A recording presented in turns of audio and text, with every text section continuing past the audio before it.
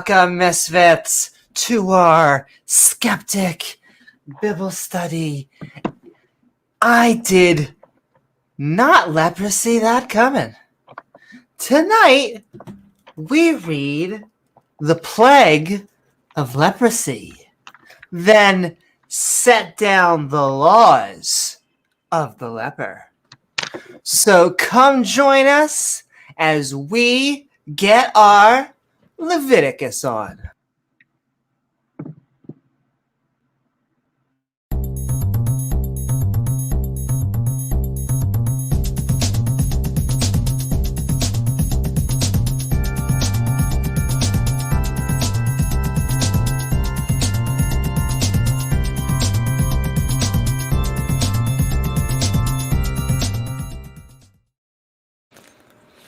I want to thank everyone for joining us out there on the intertubes themselves. Wow, I can't believe I don't know how they get the internet through there. If you're feeling fancy, don't forget to like, follow, or subscribe, and hit that all button icon so you can get reminders to see our premieres or join our live streams. And with that, we're going to hand it over to Gilbert so he can explain what we're about to read. Some of you may be new to this abomination of a study. These schmucks begin by reading each episode's chapters along with the annotations on the side for funsies. The hosts are a tiny bit special, so don't mind if they butcher or replace everybody's name with something completely horrible or stupid. However, the gibberish that spews forth from their face holes will still be an attempt at reading this book from cover to cover, which I'm sure has tons of wisdom or an insight on whether we can or cannot put things up our butt. If you have time to waste screaming internet memes at random strangers, then join the Discord. Or scream at them personally at your YouTube, Facebook, and Twitch streams. Finally, don't forget to support these idiots doing more lame shenanigans at Amy Newman's Patreon page. All right, schmucks, back to you. Thanks, Gilbert. Yeah. That's right. You can find our Patreon page at patreon.com/Amy Newman, which helps us make even more content, including awesome Patreons like K.O. Champ. Oh, got all their props ready today. Oh, baby, do I. But also Oz from the Atheist Roundtable and Network Group with built-in Foley. I like that. But also Darth Dawkins' buddy. But also Darth Dawkins. But also Ian Davenport. Thank you so much, Ian. And a grumpy old. Those damn YouTube censors. Thank you so much, Grumpy. But a princess, Diana Smith. Thank you so very much, Diana. This is my princess hair. Just doing that.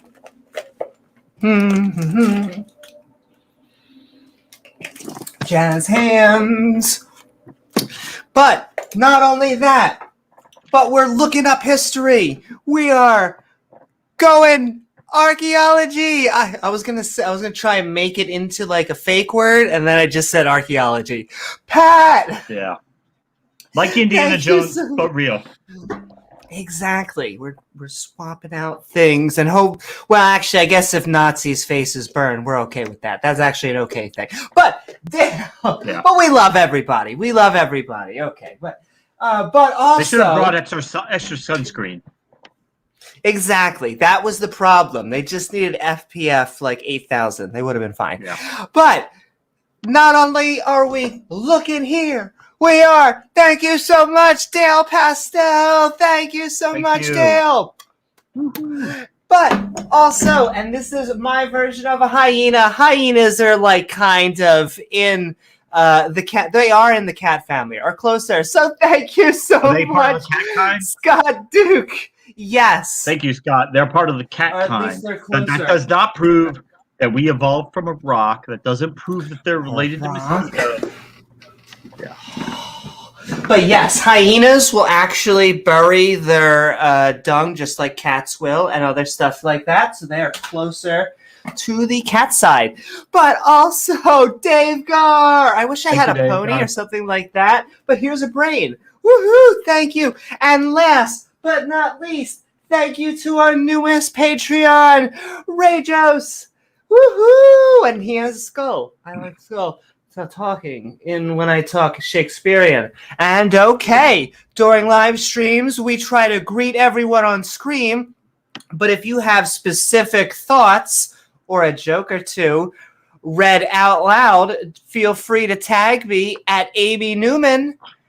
And before we begin, let's see the category intro and then break into tonight's chapters. Before we begin, I'm going to start by going over the specific Bible we'll be reading, along with some helpful category marks. Categories, you say? Why, yes I do. You see, we're going to be reading from the Skeptic's Annotated Bible, an entire King James Bible lovingly fawned over by a skeptic who decided he would add his own notations. These are little flagpoles of sanity put in use to remind us that, hey, maybe slavery is evil, including categories like absurdity, injustice, and cruelty, but also a good amount of intolerance, contradictions, and conflicts with science or history. That doesn't mean it's not packed full of misogyny, false prophecy, and some questionable biblical family values. Now, we won't skip the good parts that the Bible has, only that these passages seem far fewer in number than any priest or pastor seems to suggest. So without further ado, won't you come join the Skeptic crew? All those good parts of the Bible we keep running into. Exactly. All that fun. All over. Hopefully everybody remembers where we left off last time. That was a amazing. It was a whole bunch of fun. With that, welcome everyone to our Skeptic Bible Study. On the previous episode, a name worth dying for. God killed Aaron's sons, told us what is clean to eat or not eat, and then instructed us on how long women are dirty after childbirth. Very, very good to know. In this episode, I did not leprosy that coming. We read the plague of leprosy, then sit down for some laws of the leper. So with that, how are you tonight, James? And are you ready to get your Leviticus on? I'm ready. I mean, we've been ready. I've been ready since we left off last time because this is just so much fun. This book right here, so much wisdom coming out of it. So much wisdom, exactly. Very quotable. We're getting to all the quotable chapters, just like our dukes. So right up there. We are knees deep now into book 3 of what I call the Torah, what many people call the Old Testament. tomato. It's all kind Pentateuch. of evil with you. Exactly, a Pentateuch. But Tanakh. we are the Tanakh. Exactly, they have the Tanakh and then Yeah. the Talmud, which is basically just a bunch of rabbis arguing, which becomes almost like a hadith, like the Muslims have. Some of the Jews follow it. Some of the Jews are like, It's like cafeteria religion. Exactly. Take Okay. love and leave the Darth. Nice and cooking with Yahweh. We are knee deep. We are reading the book of Leviticus, chapter 13, So, which I think is actually halfway done Leviticus. Lucky number. So here we're moving right into leprosy. So this is God's chance for him to tell us something about disease and science and let us know that these aren't bad people necessarily. They just have an infection of some kind. So I can't wait to get through that. Exactly. I'm always excited when we have biblical science. And speaking of biblical science, let's see what's on the menu. We got a trifecta to start us off. You always want to laugh, ladies and gentlemen. And that's what the Bible keeps on making us do. Just having a good time. So let's see what fun the Bible's going to have for us tonight. But it's not just funny. It's also, like we were saying, we're getting a good round of biblical science. So get your speakers ready. Woohoo! We are going to get some... God's going to kill you, but you're going to be laughing as you die. So at least he makes it fun. Exactly. And it's funny that you say die, because you know what our third category is, James? What's that? Violence. Do. Well, we all know now, listen, there will be no strange fires near God's tabernacle. You better make sure those fires are normal fires, no strange fires. Otherwise, you want to see some fire, God's got some fire for you. God's cremation service is open 24/7, always ready. Exactly. Also, hello, Pat. And he says, knees deep. Couldn't you go deeper? Oh, baby, we're going deep all night. Keep on we're getting going. there, Pat. And okay, the book of Leviticus, chapter 13. I'm sure this ends happy. The plague of leprosy. And the Lord spak unto Charlton Heston. Where's my Charlie baby? I got everything everywhere. And spak onto Charlton Heston and Aaron Ross specifically. When a man shall have in the skin, always a good sentence, of his flesh a scab or bright spot, and it be in the skin of his flesh, like the plague of leprosy, to be specific, then he shall be brought unto Aaron Ra the priest, or unto one of his sons the priest.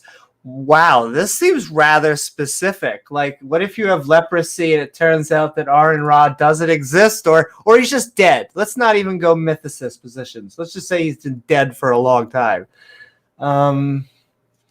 Then just a priest? I guess so. God said to Moses and Aaron, if a man has a scab or a bright spot on his skin, he shall be brought to the priest. Maybe it's just part of the exposition.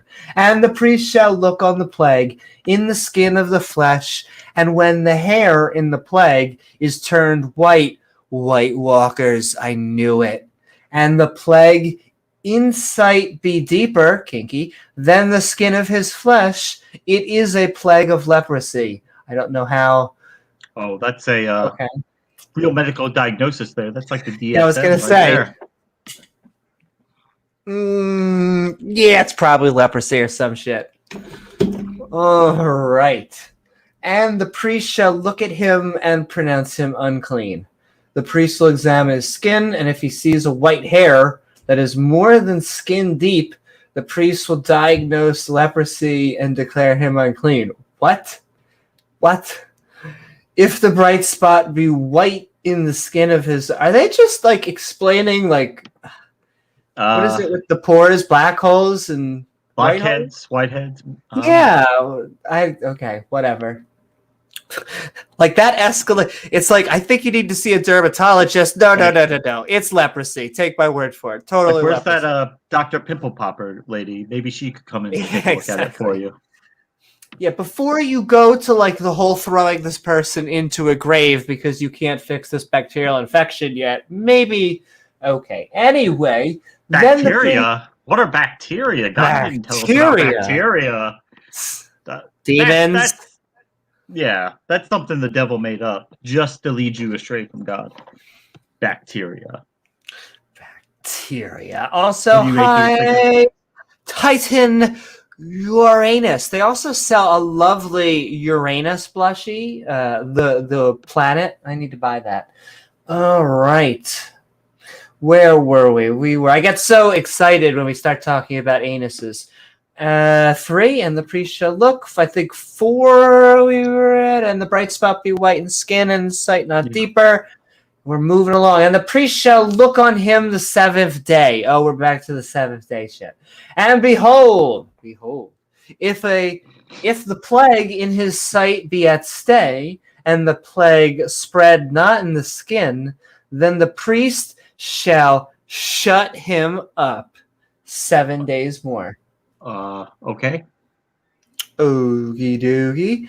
And the priest shall look at him again the 7th day. That's the Bible being redundant, not me. And behold, if the plague be somewhat dark, and the plague spread not in the skin. I don't mean to laugh at the leprosy. It just doesn't seem like leprosy. The priest shall pronounce him clean. It is but a scab. Oh, good. And he shall wash his clothes and be clean. Oh. But thanks for the permission to wash my clothes. It all makes sense. It's all making sense now. Also saying hi. Woohoo! Hello to Freak. And hey, Bitty Buddha. Bitty Buddha. That's if I was just listening, sending love out to Normalize It. They were having, it seemed like, rap battles. There was both Oz and a man who was shirtless. So you could call that sexy. So, all right. We all need a little bit of sexy now and then, and some rap battles. Okay, and the priest that behold the scab spreadeth the skin, then the priest shall pronounce him unclean. It is a leprosy. When the plague of leprosy is in a man, wow, kinky, then he shall be brought unto the priest. I feel like he's about to die, and or they're just letting something go. And the priest shall see him, and behold, if the rising be white skin, and have turned the hair white, and there be quick, raw flesh in the rising, it is an old leprosy in the skin of his flesh. This does not sound like science. What are they even talking about? And the priest shall pronounce him unclean, and shall not shut him up. Isn't this what they teach in medical school? I guess so. My favorite is where it says you shall not shut him up. Like that's a part of the science. Let's just look at the annotations. Once again. A man who has leprosy by a priest must be brought to a priest. The priest will examine the man. If he finds white spots with white hair, then the man is just old. But okay, the man has old leprosy, and the priest will pronounce him unclean. But the priest won't shut him up, girl, because he is unclean. Do you have white spots, Andy? Did you see any white spots? So many white spots. Also, hi, Iron Chariots here. Hey, Iron. Iron Chariots and Yahwehs. Yeah, I feel like... Oh, and sending love to Smokey, who I'm sure is going to come on join our Bible study afterwards, Smokey. He'll be on any day now. Any day now. It's an old leprosy. Okay, and if a leprosy break out abroad in the skin, and the leprosy cover all the skin of him, then damn. All the skin? All the skin. All of it. 100%. That haveth the plague from his head even to his foot, whatsoever the priest looketh. Even his foot. So if it stops at the ankle, then that's different. But if it goes all the way to the foot, wow, that's. Oh, okay. We'll let that go then. Yeah. Then the priest shall consider and behold if the leprosy have covered all his flesh, and he shall pronounce him clean that hath the plague. It is all turned white, he is clean. If the leprosy covers the man from head to foot and has turned white, then the priest will pronounce him clean. What? What are we even talking about? This just seems so contradictory and unscientific. You might get that impression. You just have to think about it from God's perspective, I guess. Yeah. Okay, it's making sense. We're making sense. And when raw flesh appeareth, in him, kinky, he shall be unclean. And the priest shall see the raw flesh and pronounce him unclean, for the raw flesh is unclean. It is a leprosy. Or if the raw flesh turn again and be changed onto white, he shall come, I'm adding my own commas, onto the priest. Oh, that ended hot itself. I didn't even need to change anything. And the priest shall see him. Well, at least you should buy him breakfast. And behold, if the plague be turned into white, then the priest shall pronounce him clean. Whatever you want, girl. That hath the plague, he is clean. He's clean. He's clean. He's clean. Totally clean. Answer says, wait, leprosy? I was promised leopards. I know. Leopards. Wrong holy book. Wrong holy book. See, you just heard them. That was leopards right there. There you go, ladies and gentlemen. They're smaller. They're compact leopards. The flesh also, in which even in the skin thereof was a boil. Yeah, I think you just have a bunch of skin problems. I feel like dermatologists would clear up this entire chapter. And is healed. And in the place of the boil, jewelry, there will be a white rising or a bright spot, white and somewhat reddish, and it be shewed to the priest. Shewed the priest? Okay. It be shewed. If a man has a boil on his skin that is healed, becoming bright white or somewhat reddish, only a man, by the way, with a hair that has turned white, then the priest shall pronounce him unclean. Leprosy has broken out of the boil. Is that how that works? I'm not a doctor, so I don't know if that's medically accurate, but yeah, I don't know if that's medically accurate. Yeah, I would consult your doctor before I took this book as medical advice. Wait, where's my Bible? Too many prompts. Or just the right amount. There you go. Okay.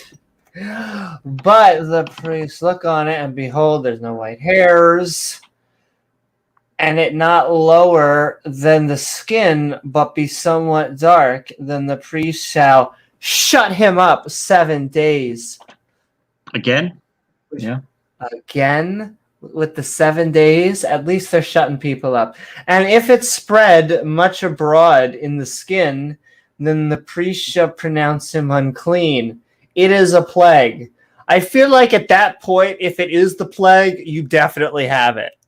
Like, you've basically been like rubbing up his skin, and you're like, I wonder if that's leprosy. Is that leprosy? Let me check again in 7 days. Come back. 7 days. Let me examine the skin all over. So much science. Bright spot and spread it a burning.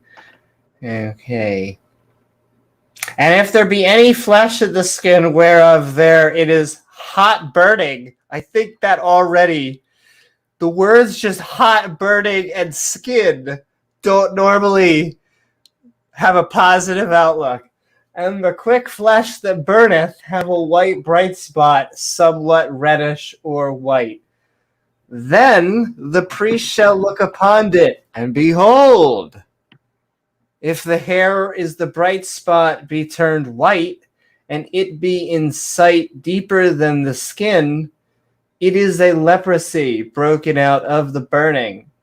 Wherefore the priest shall pronounce him unclean. It is that damn plague of the leprosy again. It's been going around.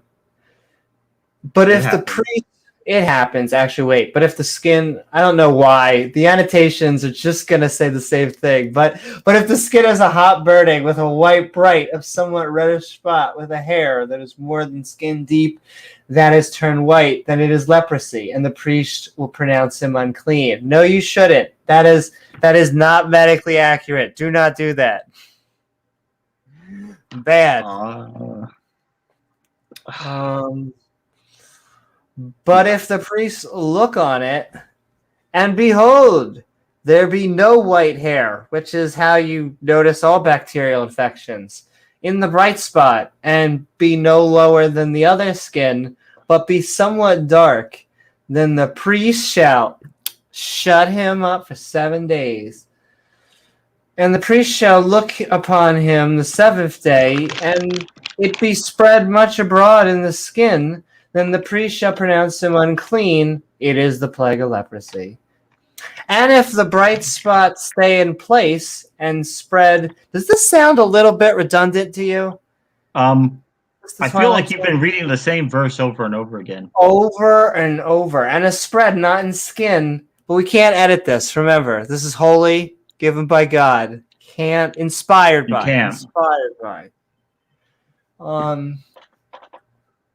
Or do they say that? The Christians say that. Isn't this from God, technically, with the Jews? This is from Moses and shit. They each have their own apologetic on it. Yeah. Whether it's handwritten or inspired, most of them are. It's inspired, so you know that it's true, but the word choices might have been up to the author partially, how they worded things, but God would make sure that they wouldn't get it wrong. Now you're getting it. Okay. Such science, such wisdom. Oh, no, I didn't read the words inflammation. I'm like, no, we definitely read that passage. No, we didn't. And if the bright spots stay in his place and spread not in the skin, but it be somewhat dark, it is rising and of the burning. Once again, those two words, not generally good, especially with the word skin. And the priest shall pronounce him clean. For it is an inflammation of the burning. That sentence doesn't make sense. We'll just let that linger and move on. If a man or a woman have a plague, they're together, I guess. Upon the head of the beard. What about a non-binary? If they have a plague, do we not cover them? They actually are immune to the plague. They're immune to leprosy. Next seminar, we'll talk about where they go. Bring extra sunscreen for them. Woohoo! Then the priest shall see the plague, and behold it, if it be in sight deeper than the skin, and there be in it a yellow thin hair. Does it have to be different colors? Are we really going to go over different colored hairs? Then the priest shall pronounce him unclean. It is a dry scale. God is saying, listen, I will go through this whole thing 8 times, one for each hair color, until you get it. Hey, Yo, pasta! Yeah, are we really going to go? One was this color hair. And if it rises on the 6th day, but not the 7th, okie dokie. And if the priest look upon the scale, and behold, it is not a sight deeper than the skin. And we were making fun. And then we really are doing it. We went yellow hair, we went white hair, we go black hair. Why? Every time we make a joke about it, it becomes true. And if the priest look upon the plague of the scale, and behold, it be not in sight deeper than the skin, and there be no black hair in it, then the priest shall shut him up that hath the plague of the scale 7 days. Exactly. So we've covered a few colors of hair and I don't know why they would lead to leprosy. I don't know why they would ever lead to anything. But okay, thank you. Head of that beard, baby. And sup, Nick? And woohoo, sup, Oz. We got the whole crew. We're learning some deep wisdom. Or we're in Groundhog's Day. I'm not really sure at this point. One of those, yellow hair, black hair, dermatology problems, not bacterial infections. What if there's no hair? No like hair. A person who's bald. I mean. Oh, well, then no leprosy. See? Total science. No black hair. And the seventh day the priest shall look on the plague, and behold, jazz hands. If the scale spread not, and there be in it no yellow hair, and the scale be not in sight deeper than the skin, well, we gonna shave that boy. Shave his head, just like we're in the military. But the scale shall he not shave, and the priest shall shut up him. That's what it says. That haveth the scale 7 days more. Oh, baby, my body's ready. If after 7 days the scale hasn't spread, I'm sure the bacteria were like, I'm totally just going to leave your body. It'll be fine. Is still only skin deep and hasn't only grown a yellow hair, then the priest will shut him up, or her, oh boy, it's even including us, for 7 more days. Just for shutting him up. That's just the only for thing shutting it up. Woohoo! Also, hello, Hannah. And okay, we're learning some deep science here.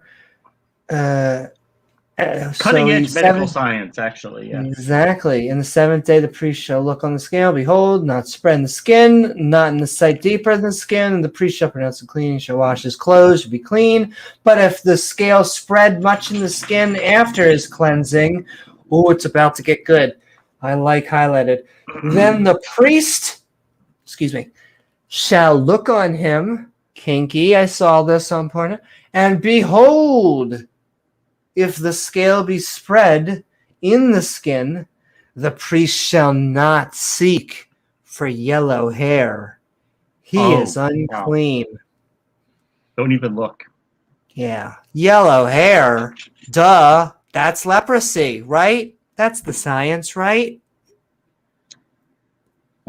Knows more than our doctors know. Makes sense. Exactly. Right here. Inspired by God, ladies and gentlemen. But if the scale is spread, the priest doesn't even have to look for yellow hair. You don't have to tell me twice. Look for yellow hair. Oh, my God. No, I saw the leprosy from like many cubits away. But if the scale be in his sight at a stay, like what is that app called? My mind. Where you stay over at people's houses, and there's a black Airbnb. Airbnb. It's a new Airbnb. Thank you. But if the scale be in his sight at a stay, and that there is black hair grown up therein, are we really? I want to just take a second to appreciate, because a lot of times the Jado-Christians, which I love, sending love to all of you, but please do not make fun of the Aztecs or the pagans or whatever the. This is basically voodoo. I don't know what. They're looking at hairs. Christian voodoo. It's but it's okay because Christianity's true. I mean, not sillier than any other religion. I'm not saying it's not, okay? We're not trying to lift the pedestals. We're just saying with the pedestals, it's kind of like right there. Okay. They're the ones trying to say, we're up here, our religion is true, and everybody else is down below us. So but the atheist is just saying, just got one more religion left. Just one more. Okay. Buy our timeshares in hell. There we go, baby. Right there. If a man also, or a woman, thank you, having skin of their flesh bright spots. They sell stuff for this at Walgreens. Even white bright spots. Yep, even white. That. Okay. Even white? Oh my goddess. Then the priest shall look and behold. They like this behold shtick in this chapter. If the bright spots in the skin of their flesh be darkish white, it is a freckled spot that groweth in the skin. He is clean. Oh, it's just a freckle. Okay. Just a freckle. It was suspense for a minute. I thought freckled people they were about to throw out for a second. We were about to execute them all. I know. And the man whose hair is fallen off his head. He is bald, yet he is clean. Whew. Okay, another saved it there. And he that haveth, his hair fallen off from the parts of his head, so skullboy hair is good, the part of his head towards his face, he is forehead bald. I don't know what that means. Yet he is clean. Like a Klingon, maybe? Yeah, I guess so. And if there be in the bald head, I feel like they could be talking about either types of head here, wow, chicka wow wow, or bald forehead. No, it's the Bible. They're being boring and talking up here. I'm just kidding. We love you, Bible. Or bald forehead, a whitish, reddish sore. It is a leprosy sprung up. I like that. It's just like leprosy sprung out of nowhere. Hi, guys. I'm leprosy. Like door-to-door leprosy salesman. Can we talk to you about leprosy? Protection? You already have it. We're just here to help you. We're here for you. Yeah. Yet he is clean. And if there be in the bald head or bald forehead a whitish sore, it is leprosy sprung up in his bald head or his bald head forehead. Then the priest shall look upon it. That's good. Look upon it, baby. And behold, because once again, they need to say that again. If the rising of the sore be whitish, reddish in his bald head or his bald forehead, as the leprosy appeareth, thank you, Shakespeare, in the skin of the flesh, he is kind of a leprous man.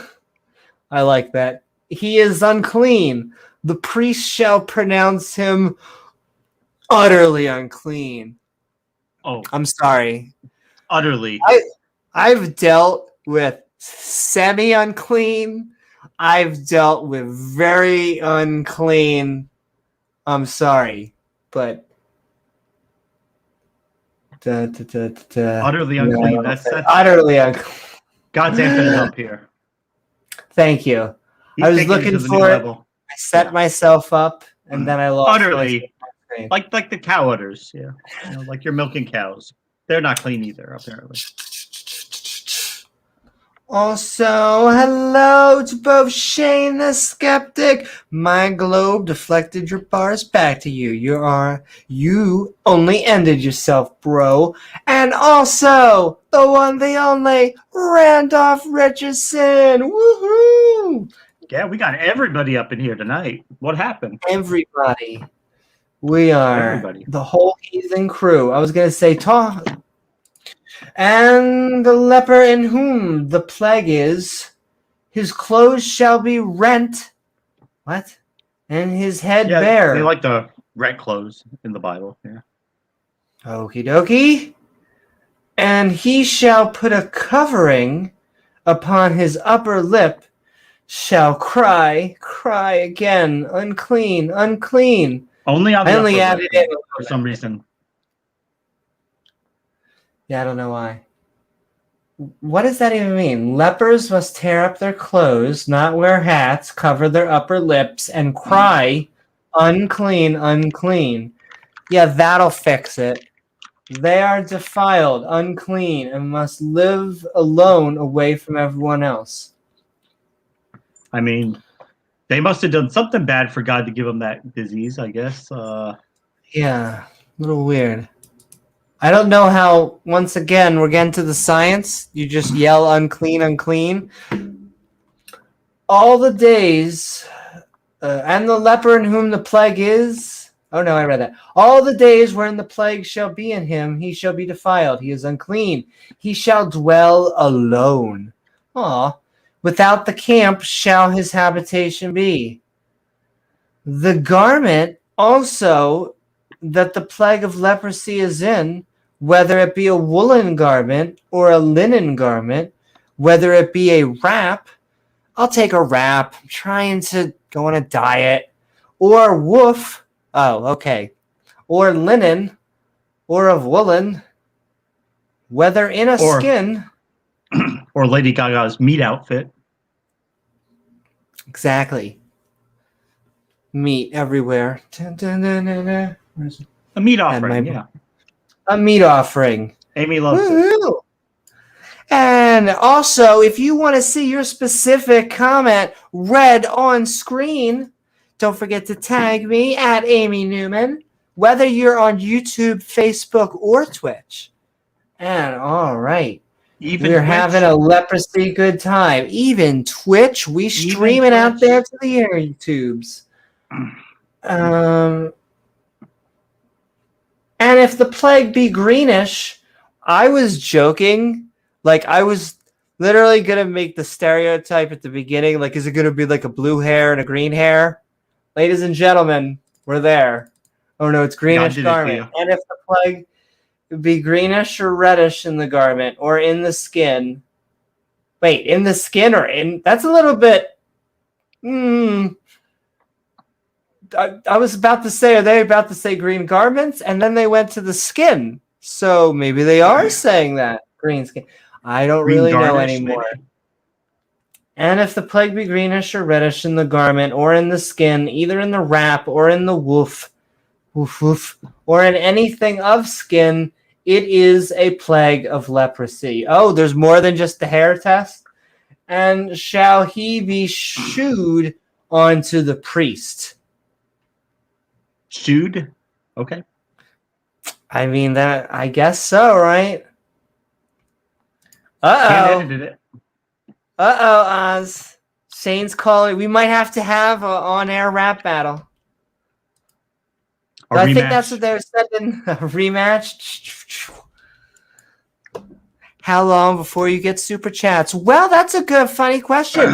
We are on our way. I think we're almost at 500. We got to get 1,000. Once we get 1,000, we get super chats. We're getting there. We're climbing the mountain. We're almost halfway there. Climbing the mountain. Randolph says, "Are there any rosy leps in the story?" Yes, many. No. Oh. Then one more. Is being shewed an upgrade from merely having a soul? Yes, that's 2 scoops of soul. That's how much. How much is a soul? I don't know. They're like horses. You got a soul shoe. Like horseshoes, soul shoes. You got a shoe. Soul. All comes back around. And okie dokie, we're moving through the book of Leviticus, chapter 13. Almost through the book of or halfway through the book of Leviticus, if not halfway now. And the priest shall look upon the plague, who basically was just like, yeah, it's green, probably leprosy, and shut up it that hath the plague 7 days. And he shall look on the plague on the 7th day, like a blockbuster rental. If the plague be spread in the garment, either in the wrap or the woof, you just said this, it's going to be like slightly different at the end, or in the skin, or in any work that is made of the skin. The plague is a fretting leprosy. It is unclean. Oh no, not just a leprosy, a fretting leprosy. Oh, well, thank you for pointing that out. He's just unclean. He's not utterly unclean. So, I mean, utterly. He's not. Yeah. It's just fretting leprosy, not utterly leprosy. Not that leprosy.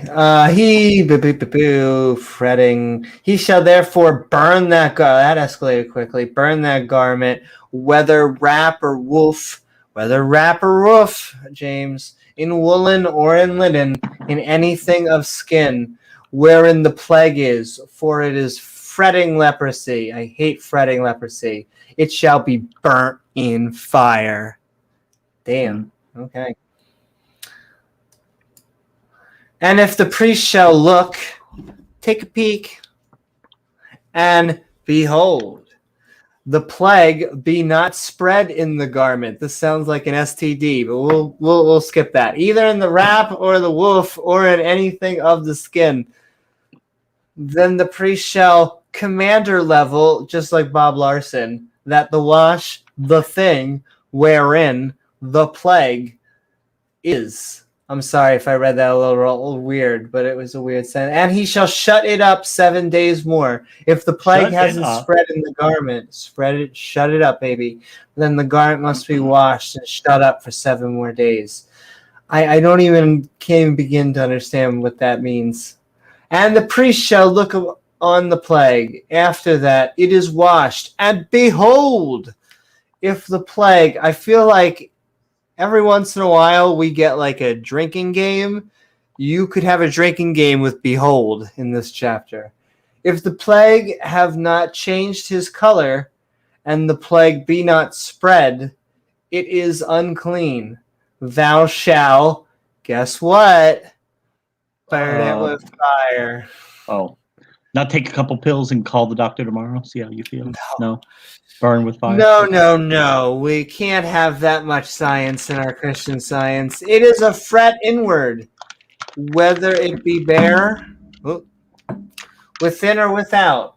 And if the priest look, he always seems to be taking looksies, and behold, really? He's going to behold again? The plague be somewhat dark after the washing of it, then he shall rend it out of that garment, or out of the skin, which really seems like a big difference, or out of the wrap, or out of the woof. And if it appears still in the garment, either in the wrap or the woof, or in anything of the skin, it is a spreading plague. I'm sure the other plagues were just fine. Yeah, not a fretting. This is a spreading plague. It's not an utterly plague. Yeah. No. That would be silly, but a fretting plague. Well, at that point, we have to get rid of it and burn it with fire. And the garment, either wrap or woof, as we've been saying endlessly, or whatsoever thing of skin it be, which thou shalt wash on, wash off. If the plague be the departed, the movie from them, then it shall be washed the second time and shall be clean. This is the second law of thermodynamics. No. This is the law of the plague of leprosy in a garment of woolen or linen, either in the wrap or woof or anything of skins, to pronounce it clean or to pronounce it unclean. Whew.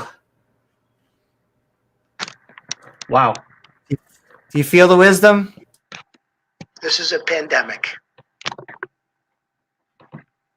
And with that, yeah,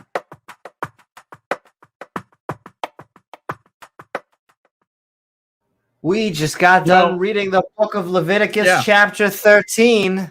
What are your thoughts, James? If only we could have dealt with the coronavirus like the book of Leviticus says, it would have been not a problem at all. They would have took care of that in like a week. Exactly. Masks and all of that are such a waste. We could have been looking at hairs and skin color. Yeah. No stupid messing around with those stupid ventilators and hospitals and doctors and vaccines and all that stupid crap like that, when you can go to a priest and he'll look at your skin and determine which color hair is coming out of one of your infections, and therefore that way he can diagnose you. It makes way more sense. Yep, it's all coming together, all that wisdom. And with that, that brings us on to the book of Leviticus, chapter 14, the law of the leper. Oh, so 13 was all about leprosy. 14 is going to be about leper. Okay. Oh, baby. If you liked leprosy, we're getting 2 scoops of it. Woohoo. And okay. I mean, yeah. You would hardly know that science basically killed the disease. There's like less than 10 cases a year in the worldwide, but I guess back then it was a big deal, right? Back then. And you know something? What I like about this is that when you have a holy book, it's going to be right forever. And so I like that this has just so much wisdom that stands the test of time. We need to get back to the Bible and forget about this science bullshit. And sending love out to you, Shane. And okay, we are moving along.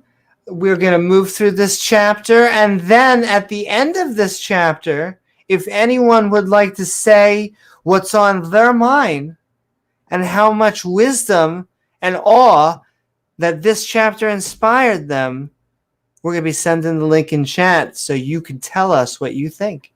And but okay.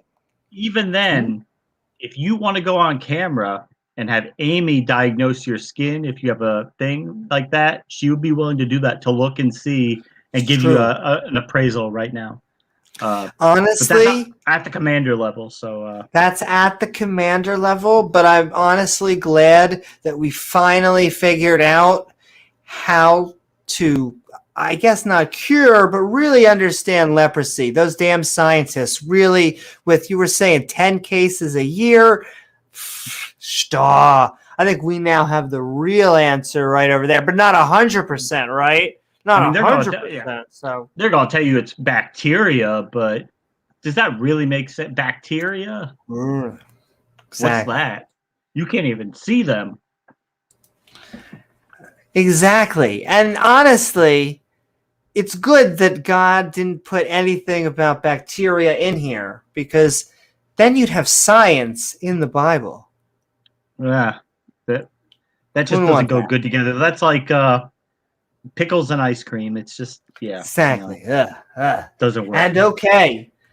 But speaking of instead a good trifecta, like a fruit salad, we're starting off with some like laughter. And smoky, like a fruit. Exactly. Getting the whole crew. We are reading the laws of the leper and starting off with some fun, but just like last chapter, we are getting into some good old biblical science. That's what I truly like about the Bible. We're sticking with the science. But not only science, I mean, what would it be if we're not having sex? You got to have a little violence. Okay, people, you got to sell. We got to get those tickets out there. People are going to die. It's going to happen. I mean, exactly. And right. God's got to get in on it. Otherwise, other people just do it without him. So, yeah. And look, he hasn't drowned anyone lately. So, last person he killed was he incinerated Aaron Ra's sons. Yeah, that was it. He did. He kind of burned Aaron's sons for setting a strange fire. He didn't really say what the strange fire was or what a strange fire is, but they're dead. And then he did have Moses come to Aaron Ra and the 2 sons that were left and say, "Listen, don't bitch about, don't mourn the loss of the sons, don't mope, don't grieve. Otherwise, God will just incinerate you too." So. Less QQ, more pew pew in the form of worshiping God. Yeah. And okay, we are reading the book of Leviticus, chapter 14, the laws of the leper. The categories are on the table, and the Lord Bob spat onto Charlton Heston, Bob Larson, saying, "This shall be the law of the leper," which is kind of a weird thing to do in a holy text, but obviously leprosy is going to be around and relevant forever. This is like a quarantine, yeah. Okay. Exactly. This shall be the law of the leper. In the day of the cleansing, he shall be brought unto the priest. And the priest shall go forth and frolic like it's 1980s. Go forth out of the camp, and the priest shall look. They keep on taking looks. And behold, take another shot. If the plague of the leprosy be healed in the leper, I feel like I should just naturally replace that with leopards. We should just give everyone, Leopards? People like cats. It's just leopards. It's just more cheery. Happy outcome. Everybody gets cats. Then shall the priest command to take for him that it is to be cleansed 2 birds, alive and clean. Chicken? No? Duck? Duck? Roast duck and cedarwood and scarlet and hippus, or maybe bats. You never know if we're talking about birds in the Bible. Yeah. And the priest not class. Penguins, they're not birds. Not penguins. No. They don't fly. And the priest class shall command that one of the birds be killed. Yeah, the birds are looking at each other like, no, him, no. Him. No. In an earthen vessel over running water. As for the living bird, hopefully. I know that it says living bird, but I don't know. Takes it and the cedarwood and the scarlet and the hyssop and shall dip them and the living bird in the blood of the bird that was killed over the running water. Did they just tell us to dip a bird in blood? That is what it says, yeah.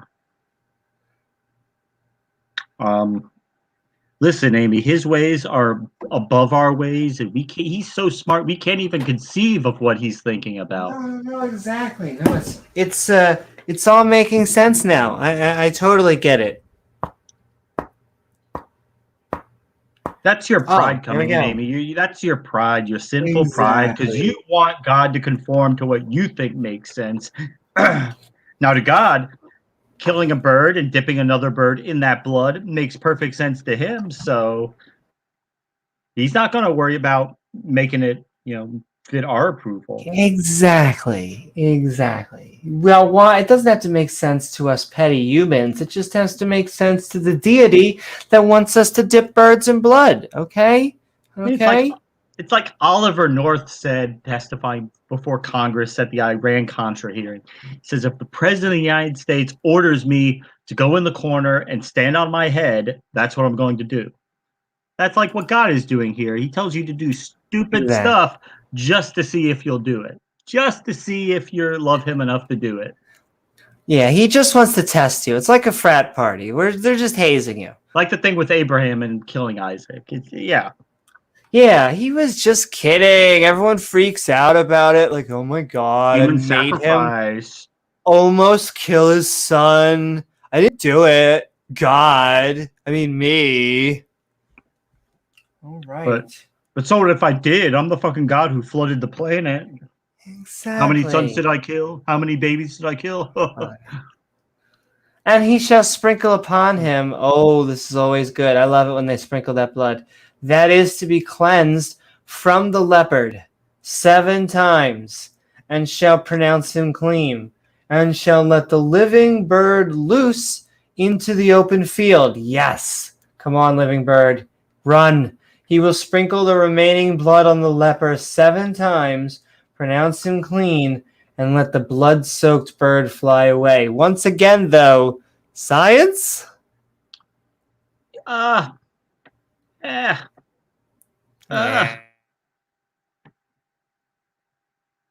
Maybe. It makes sense somewhere. Yeah. Exactly. And he that is to be cleansed shall wash his clothes. Yeah, you just killed a bird and took another bird and dunked it in blood. You've been playing with blood. And shave off all his hair and wash himself in the water that he may be clean. Lice or something? I don't know. Yeah, it keeps on making weird escalations. And after that, he shall come into the camp. Kinky. I should have just said, and after that, he shall come into the camp and shall tarry abroad out of his tent 7 days. So God likes his men completely shaven. He likes the manscaped Exactly. very well. Now you're getting it. Randolph says, I'm donating blood in 2 days. Woohoo! Sending love to Neil 604 Atheist and Simply Secular Dave. The whole process is entirely science-based and still helps everyone, and no one gets a case of leprosy. See that? And all right. And I don't know. that you should is probably awesome, still do the Randolph. thing with the bird afterwards, just in case. Yeah. Just in case, exactly. Well, yeah, do Pascal's Ranger, right? All these crazy things. It shall be on the 7th day. Did I read that? Did he shave off? Did he shave off? No. They're all the same. They all look the same, but no, he shaved off his hair here too. But it shall be on the 7th day that he shall shave all his hair off his head and his beard and his eyebrows. No, it did not read that last chapter. Even if all his hair he shall shave off, and he shall wash his clothes, and he shall wash his flesh in water, and he shall be clean. Okie dokie. And absolutely, Randolph, woohoo! Sent in love. In fact, sent in love to the entire atheist secular community down these guys there. are great community. The best. Indeed. Mess 2 lambs. And on the 8th day, we get an 8th day. That's how I know it's new. He shall more fun to come. More fun to come. That's what she said. Woohoo! Hello, Dr. Panda. Says, as a baby doctor, I approve this method of curing leprosy. Not exactly. Yeah, this doesn't exactly seem to be scientific. Priest shall make him clean, and the priest that make him clean shall present the man that is to be made clean, and those things before the Lord at the door of the tabernacle before the congregation. Hey, we're back to our tabernacle. Yeah, this is not going to be good. If you didn't know what a tabernacle is, that's our portable holy tent. And the priest shall take 1 he-lamb, that's kind of weird, 1 he-lamb, and offer him a trespass offering, and the log of oil, and wave them for a wave offering, before the Lord. And he shall slay the lamb. In the place. Didn't see that one coming, huh? It never ends well. Where he shall kill the sin offering and the burnt offering in the holy place. For as the sin offering is to the priestess, so is he the trespass offering. It is most holy. Oh, the holiest. It is so holy. And the priest shall take some of the blood. Every week, I'm like, doesn't this sound a little bit culty? I can't help myself. Doesn't this sound a little bit culty? What? I mean, priests walking around carrying buckets of blood all around with them? You think that's, maybe. And the priest shall take some of the blood of the trespass offering, and the priest shall put it upon the tip, of the right, I wanted to say rear, I know that says ear, right rear of him, that is to be cleansed. And upon the, sometimes you just need a thumb of his right hand, and upon the right toe of his right foot. And the priest shall take some of the log of oil and pour it into the palm of his left hand. Okay, here we go, baby. I'm ready. Though I'm a little scared anytime priests start talking about oil. The oil in the palm of your hand? Yes. If you're a miner, run. Though if you also are a weaponsmith, you should also run. See what I did there? And the rest of the oil. Yeah, no, saying it again. Oil, oil, oil. And the rest of the oil that is in his hand shall the priest put upon the tip. No, I did read that. It's just they're saying it over and over. It could say the same thing, yeah. Same thing. And the remnant of that oil is in the priest's hand. He shall pour upon the head of him that is to be cleansed, and the priest shall make an atonement for him before the Lord. Bob. Yeah, I mean, yeah. This is modern science likes to tell us that blood is like a gateway for diseases and pathogens. Like if somebody's infected, you don't necessarily want to be rubbing blood onto somebody, especially if it's not their blood. But God is so wise that He knows that that's bullshit. Nothing's gonna happen. You can just take any blood from anything and just rub it all over yourself. It'll make you clean. Nothing bad can happen. You won't catch any diseases. You won't get mad cow disease or anything. Exactly. Won't get mad cow disease from something that's not hairs. Excuse me, I don't think that really matches with our biblical science. Even then, you still just go to the priest and let him inspect your hairs. You know, exactly. Be fine. Maybe like, Amy, in your teeth there, you've got a hair like stuck in between the two. Yeah, it's nice and curly. Yeah, might be leprosy. Careful. Yeah. It's a little short, little curly hair. And also, on my knees, baby. Sometimes just happens. And okay, moving along. Hello, Cerberus. And in fact, what we are doing is we are skeptic Bible studying. We are reading Leviticus. We are on chapter 14. I think there's 27 chapters in Leviticus, which means we're now halfway done. Why isn't it like 47? Because it is just so exciting going through these chapters. I would never want it to end.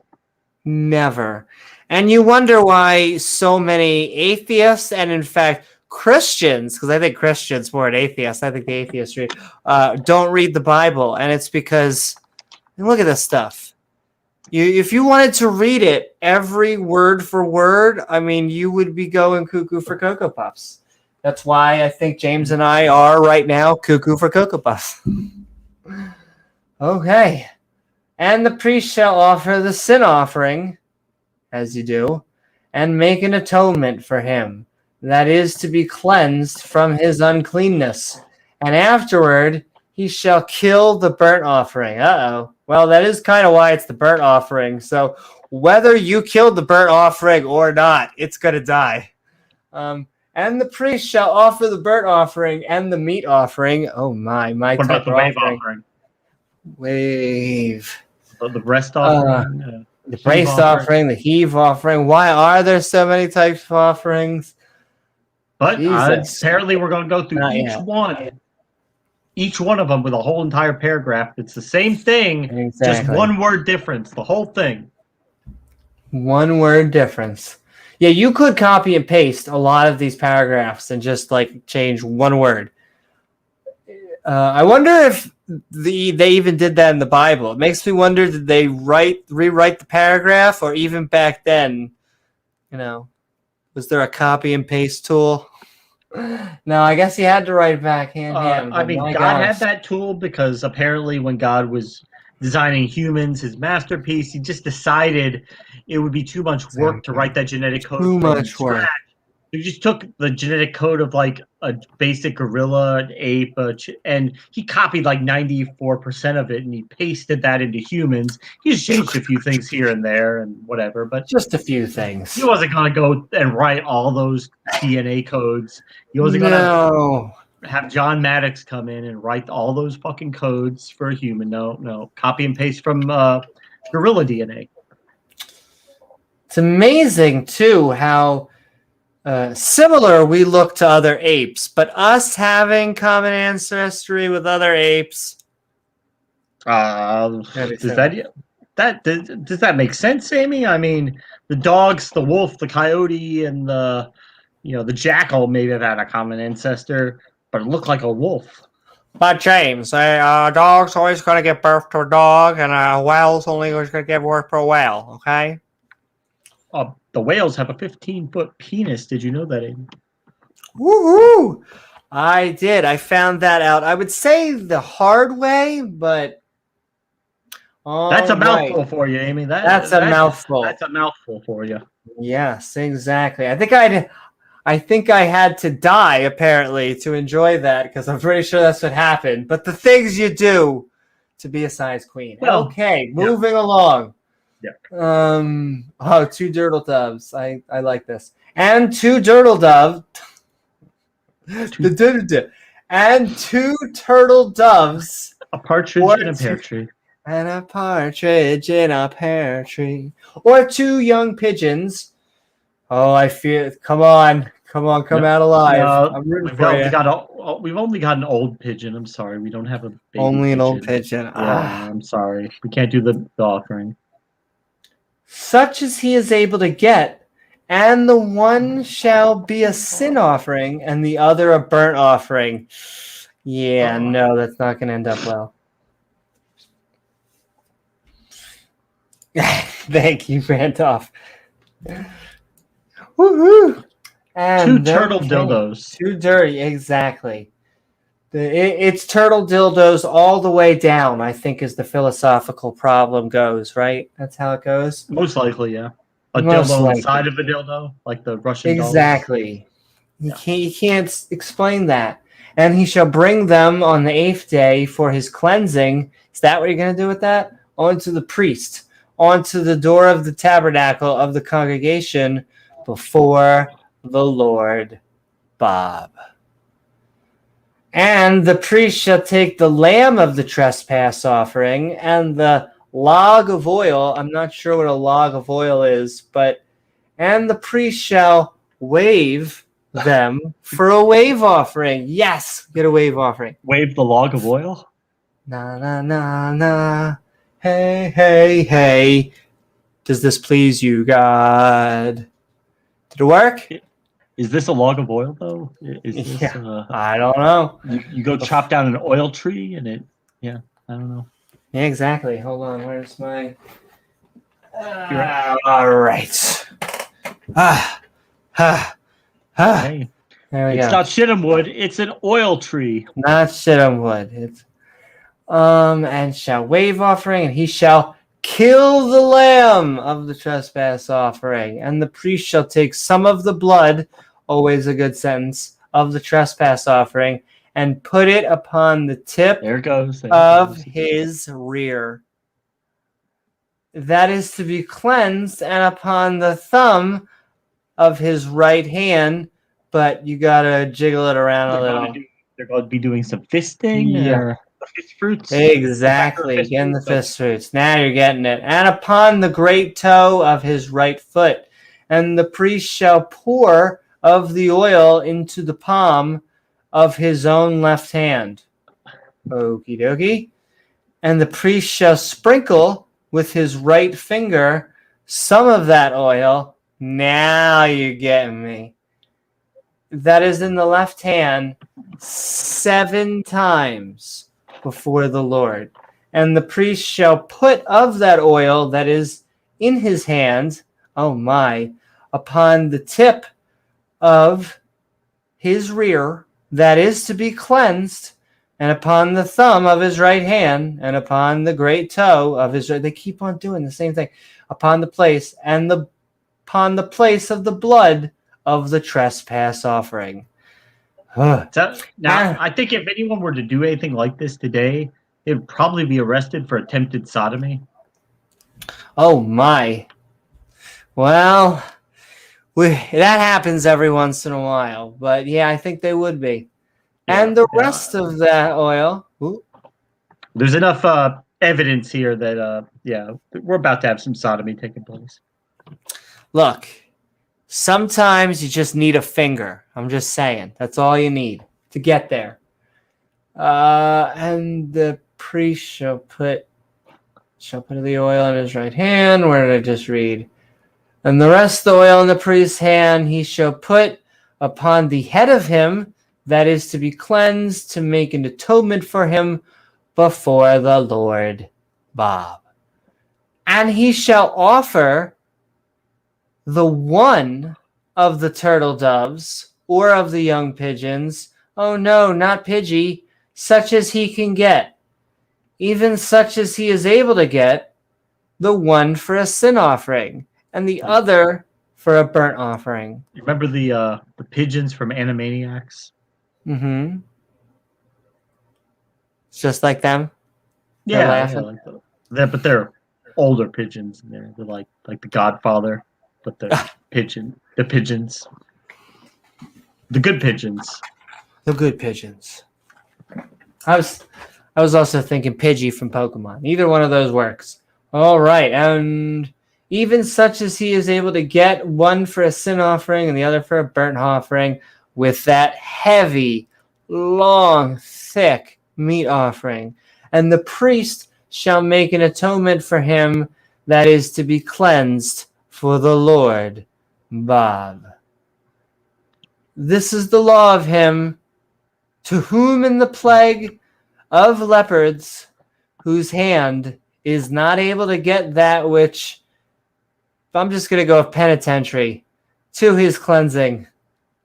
It's probably about right, penitentiary. About right, exactly. I feel like Randolph says, okie dokie, you just said that to get past this weird medical misadventure, instead of jumping down that slippery rabbit hole.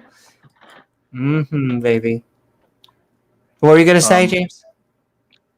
I was going to say, I was going to say the role of the priest in that past chapter. I was trying to think of somebody who fits that perfectly. Who could embody the role of that priest and do all these offerings? And anybody? Who do we know? Ooh, I don't know. I was thinking either Aaron Ra, or are you thinking someone? Oh, I was thinking, I don't know. Praise. He would be a good priest like that. Yeah. Okay. Praise I am that I am. He's ready to be it. He's ready to step up to the challenge. Kill the turtle doves, kill the pigeons. Spread the blood on the tip, on the ear, on the rear, whatever. Spray the blood everywhere. Woo-hoo! Spread that blood, baby. There's enough blood for a vampire saga, if I do say so myself here.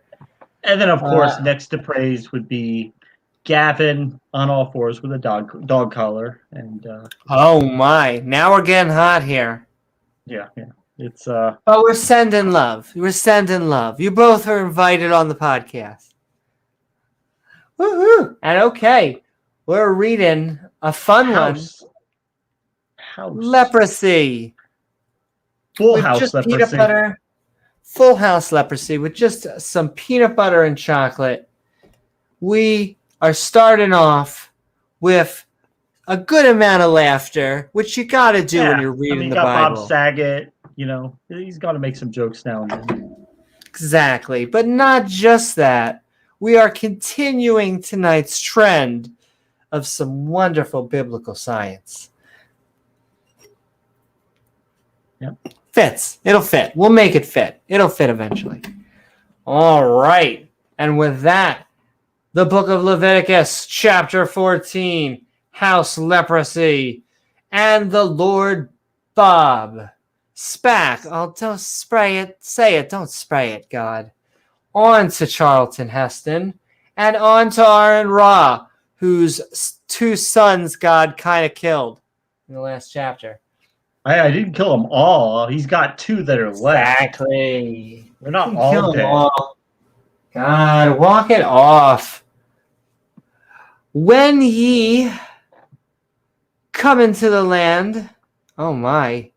I should just, let me read that over again. Yeah. When ye come, oh my, into the land of Canaan, which I give to you, can I not?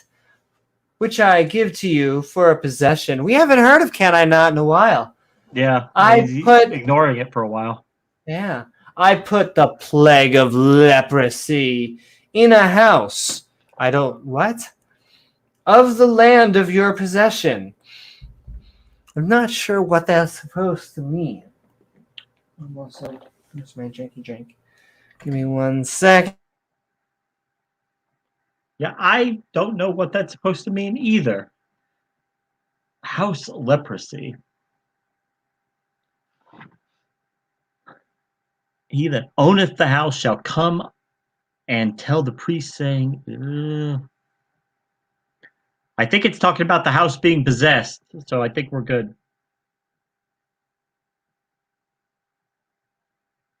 A house being possessed. Okay, that sounds good to me. We're about to have Bob Larson come over and do a house exorcism. Ooh, that means you got to send those emojis to make sure the demons get exorcised. I also found my buddy Charlton Heston. All right. House leprosy, baby. I put the plague of house leprosy in your house. God says to Moses and Aaron, when you arrive in Canaan, I will sometimes put the plague of leprosy in a house. What? What? But why? Why? For funsies. I guess so. I like it. He likes it. When he cometh, okay, and as that owneth the house shall come and tell the priest class, Hopefully. saying, it seemeth to be, that's just a funny sentence. Yeah, it seemeth to me that there is, as it were, a plague in the house. The house is exhibiting signs of leprosy. Little bit of leprosy. The walls are like, when you look at the hairs on the walls, I mean, I don't know. The color of the walls. We originally thought it was lupus, and then we realized it's never lupus. Then the priest shall command that they empty the house. Good idea. Before the priests go into it, see the plague, and all that is in the house be not made unclean. And afterward, the priest shall go in to see the house. Oh, we're going to go see House? I love that show. And he shall look on the plague and be like, damn, that sucks. And behold, take another shot. If the plague be in the walls of the house with hollow strakes, greenish or reddish, which in sight are lower than the wall, then the priest shall go out of the house to the door of the house and shut up the house 7 days. Okay, excuse me, what? Well, and I put leprosy in the house. The owner of the house might tell the priest, it seems to me that there is a plague in my house. That's just a funny sentence. I hate to bug you, but everybody's dying. There seems to be a plague in my house. I don't know if you could check that out or something. My wife is dead. 2 of my kids are dead, and I'm very sick. Yeah. I hate it when that happens. Randolph says, okie dokie. Huh. Did I read that one? Oh, I did read that one. Okay, well, send the love out to Randolph. And if you want to share your wisdom about all of this wisdom, feel free to tag me at Amy Newman. And okay, priest shall go out of the house, the door of the house, and shut up. And the priest shall come again the 7th day, and shall look, and behold, if the plague be spread in the walls of the house, then the priest shall command that they take away it's our favorite thing. We love stones. She's looking for Grandpa. There we go. Here's Grandpa. Yay. Because remember, everyone, we come from rock soup. That's what the creationists tell us. The creationists say that we tell them that, but it's funny. Only the creationists use that phrase. Well, right. I think they're just trying to project, because you can hold a rock in your hand, and we know that the rock is real, but you can't hold God in your hand. We don't know that God is real. That's true. I wish God was as real as this rock, right? So life coming from rocks is still more likely than life coming from their God. But James, Amy, are you really looking for something empirical for a non-empirical thing? Oh, so he can't be detected in the empirical world? So we can just cross that out? As long as we're good to cross that out, because I feel like all powerful should kind of include empirical. Well, I unless don't he know. wants to hide himself, he's a little shy Maybe now. He's a shy. He little doesn't want to shy. come out. He doesn't want to come out anymore. He used to do it all the Yeah. time. I read, unless we're having a conversation, I'm reading all Howans. Hi, Marshall. And it was referring to mold or Mold or mildew. mildew. Ooh. Yeah, that might have been what it was. And okay. But that's not leprosy. But I mean, I don't know. That's not leper. Yeah. Well, no, I think that's what Marshall's saying. Is basically he's like, The yeah, I house think can't that's get just leprosy. mold. Yeah, I'm pretty sure that's just mold. House can't Exactly. get leprosy, but it can get mold. Yeah. So you might want to fix the roof on that, or fix the plumbing or whatever. But you never know. Yeah, I don't think you should just burn your son or daughter just because you have mold. Just heads up, don't do it. Then the priest shall command or the roofer, not Yeah, Aaron Ra. exactly. Then the priest shall command that they take. No, they take away the stones. Oh no. In which the plague is, and they shall cast them into the unclean place without the city. And if he shall cause the house to be scraped within round about, and they shall pour out the dust that they scrape off without the city into the unclean place. And they shall take other stones, oh my, and put them in place of the stones. And he shall take other mortar and shall plaster the house. What? On the seventh day, the priest will examine the walls of the house, and if the plague has spread, he will command that the stones be plague removed, the house scraped, dust removed, and other stones installed with mortar and plaster. Okie dokie. Looks like that escalated a little bit. And if the plague come again, kinky, and break out into the house after he have taken away the stones, didn't God do this? Why are we even fighting this shit if God did it? And after he did it for fun. Hey, I'm just going to make some houses get the plague once in a while. There you go. Yeah. Why is God making a random house get the plague? Probably because they would have roof leak, there'd be mold, and they didn't know what it was, so they had to come up with an explanation for it. So there. Yeah. Gotta come up with something. And if the plague come again, then break out in the house after he've taken away the stones, you scrape the house after. I came again. Came again, baby. Scrape the house, and after is plastered. Then the priest blue stones. Then the priest shall come and look, and behold, take another shot. If the plague be spread in the house, it is a fretting leprosy. Oh no. Not a spreading. It's a fretting, not a spreading or not a utter leprosy. All right, it's a fretting leprosy. So as you do with all axes, it looks like I'm going to have to break it down. Okay. Unclean, he shall break. Then the priest shall come and look, and behold, it is fretting leprosy, and he shall break down the house. Like the big bad wolf? Like the big bad wolf. The stones of it, more stones, and the timber, chop, chop, chop, chop, chop, and all the mortar of the house. And he shall carry them forth out of the city, making sure to touch all of it or whatever it is, so he gets it because they still don't understand germs, into the unclean place. The priest will destroy the house with fretting leprosy and carry the debris out of the city and dump it into an unclean place. Moreover, he that goeth into the house all the while, that is the shut up, shall be unclean until the even. And he that lieth in the house shall wash his clothes, and he that eateth in the house shall wash his clothes. What?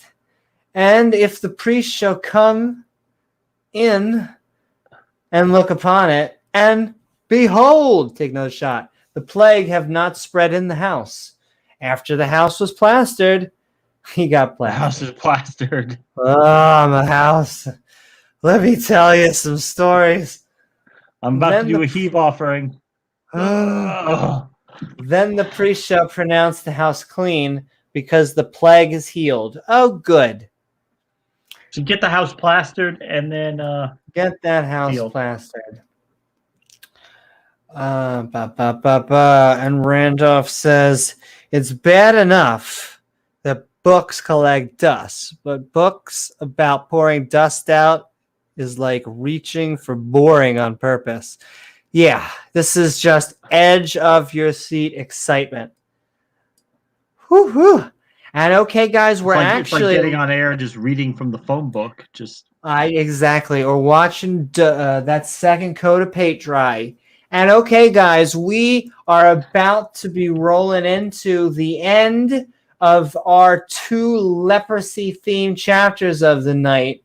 We love leopards.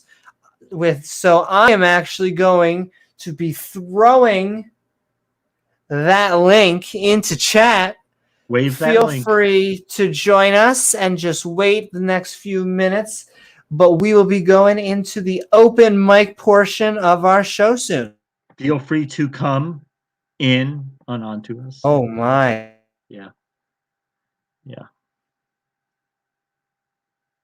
And there we go. The link is in chat, but we're going to keep on reading. And he shall take to cleanse the house of 2 birds, as you do, and cedar wood, and scarlet, and the hyssop? Hyssop, yeah. And he shall kill one of the birds in an earthen vessel over running water. God damn it, they keep on killing things. And he shall take the cedar wood, and the hyssop, and the scarlet, and the living bird, and dip them in the blood of the slain bird again, and in the running water, and sprinkle the house 7 times. And he shall cleanse the house with the blood of the bird, and with the running water, and with the living bird, and with the cedar wood, and with the hyssop, and with the scarlet. I guess if you don't have access to modern disinfectants and cleaners, maybe you might just want to take blood and spray it all over your house. But yeah, makes total sense. Probably the next best thing. Next best thing. But he shall let go of the living bird out of the city into the open fields, and make an atonement for the house, and it shall be clean. Once a house has been declared by the priest to be free of fretting leprosy, the following sacrifice must be performed. Get 2 birds, 1 stone. That sounds like... Kill 2 birds with 1 Yeah. Oh, there's a video out there. Dip the living bird in the blood of the dead bird. Sprinkle the house 7 times with the bird's blood, and let the blood-soaked bird fly away. This will make an atonement for me, the house. This will make an atonement to me for the house, and it shall be clean. What the hell are they talking about? But okay. I mean, this might seem to you like it would be similar to what you'd expect them to do in other religions around the time, but it's totally different. Totally different. Totally different. Christianity, Judaism, like that lineage, it's totally different than any of the other religions around them. None of the other religions would have came up with something like this. With the 2 birds with 1 stone. I mean, look at the wisdom there. And honestly, 2 birds, how many stones, Amy? How many stones? I mean, come on, atheists. With science like this, how can you deny that the Bible is true? I mean, praise I am that I am. Put out the thing, says, come on, atheists, prove that God doesn't exist. I'm waiting. I'm waiting for it. Prove he doesn't exist. I mean, and likewise, we're waiting for someone to come in and prove to us that leprechauns don't exist. I haven't seen any proof that they don't, or pixies or fairies or flying pigs. Prove there are no flying pigs. And honestly, I often do this every time, but I sometimes, in the deepest, darkest moments, when I'm down at my lowest, I like to say to myself, is that when and he shall cleanse the house with the blood of the bird, and with the running water, and with the living bird, and with the cedar wood, and with the hyssop, and with the scarlet, and he shall let go the living bird out of the city into the open fields, and make an atonement for the house, and it shall be clean. And I know it's going to be okay. That's like when you were trying to log on Pornhub that one day, but the site was down for like 2 hours, and you were just exactly. It's those types of deep, dark moments of our soul that we're not really sure that we're going to go out on. I'm typing it in right. I'm typing it in. It's in my history. Oh, they can't have taken the page down. God, exactly. Can't Jesus Christ, Holy Spirit. No, and I'll tell you, when I'm on Pornhub, I definitely feel the Holy Spirit pouring right through me, or at least something similar. Might not be the Holy Spirit, but something's pouring through me. Anyway, finishing up for the night before we go into open mic. This is the law for all manner of plague of leprosy and scale, and for the leprosy of a garment and of a house, and for a rising, and for a scab, and for a bright spot, to teach when it is unclean, and when it is clean. This is the law of leprosy. So this is God's law for the plague of leprosy, for leprosy in a garment, house, scab, or a bright spot, to teach when it is clean or unclean. This is the law of leprosy. I mean, considering there are so many other things he could have given us laws about, I know how important this one was and how relative it is to us, but maybe he could have gone to other things he could have given us laws for. I don't know. You would think so, but with that, we just got done reading the book of Leviticus, chapter 4.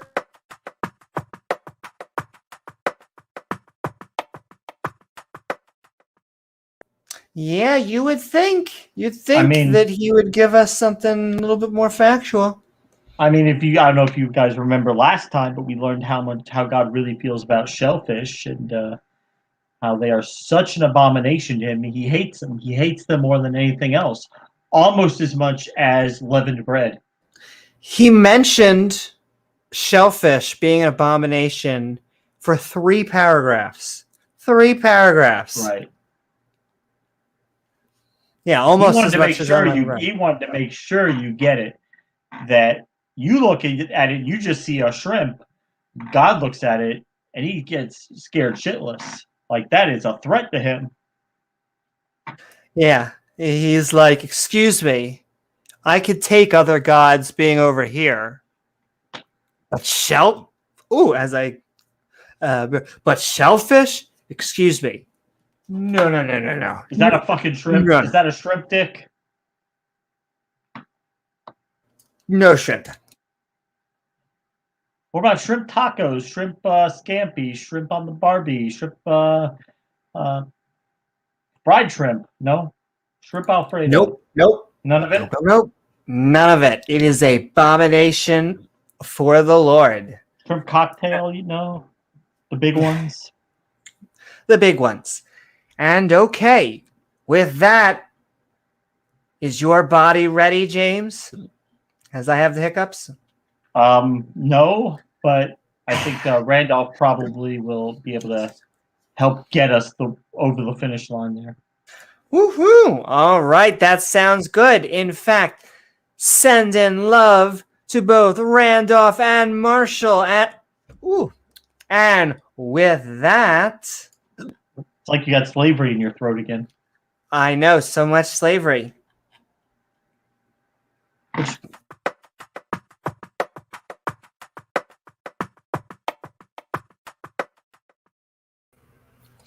missed that. I think it's Richardson. been so long since God talked about slavery. But maybe I Randolph know, will be here to it's talk been to a us few about chapters since then. I hope you're doing well, Randolph. Welcome to the fun. We are Skeptic Bible Studying. And what are your thoughts about the chapters or anything we've been talking about tonight? It just seems to be all over the place and talking about pouring dust into places and then putting things on people's big toes and just ears. It just doesn't seem to really be all that interesting. Yeah. It's painful to get through it. It really is. And then Skywatcher pointed out, mentioned in the chat, glad they let a bloody bird go. How kind. It's like, I guess this proves that God is all loving, I suppose. I don't know. It does, Randolph. It must. I mean, he could have killed both birds, but he let one of them live. That's mercy of God. So exactly. He's not overusing a stone. Okay. Exactly. Can't kill two birds with one stone. Took a moment to get that, didn't it? That's because this chapter's so boring. It really is. In fact, if I may say so, I think where Amy's not stoned. Where She's was just it? blown away by the content here. No, that's later tonight. But that too. Patrick says, "Please, oh God, please let it stop. I'm going back to church if you would just make it stop." I responded, to that question in the chat. What would you go back to church for? Are the lumber prices so exaggerated these days that you need to source wood from the pews? Catholic. What would you do for a Klondike bar? The Catholic clergy might not like that, Oh, anyway, the Klondike bar, what? What would you get? Yeah, what would you do for a Klondike bar? Would you go to church for a Klondike bar? No. That would have to be unless the Klondike bar was in the church, and then I only had to go in there to get it. No, you got to go in there and sit in the confessional and you eat it in there with the priest. Oh my. Yeah, that doesn't sound like something that's going to end really well, given the Catholic Church's recent history with sexual abuse and epidemics. Yeah. And the priest is Darth Dawkins, so there. I don't know. It sounds pretty dodgy. I think I'll pass. That sounds like a date well missed. That's a reputation that they have earned. Like their priest, like the child catcher from Chitty Chitty Bang Bang, trying to lure the kids into the churches.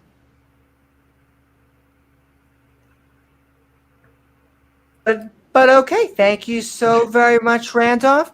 And I know, hey, we like just like you said, we would stop making fun of them if they stopped passing priests around. But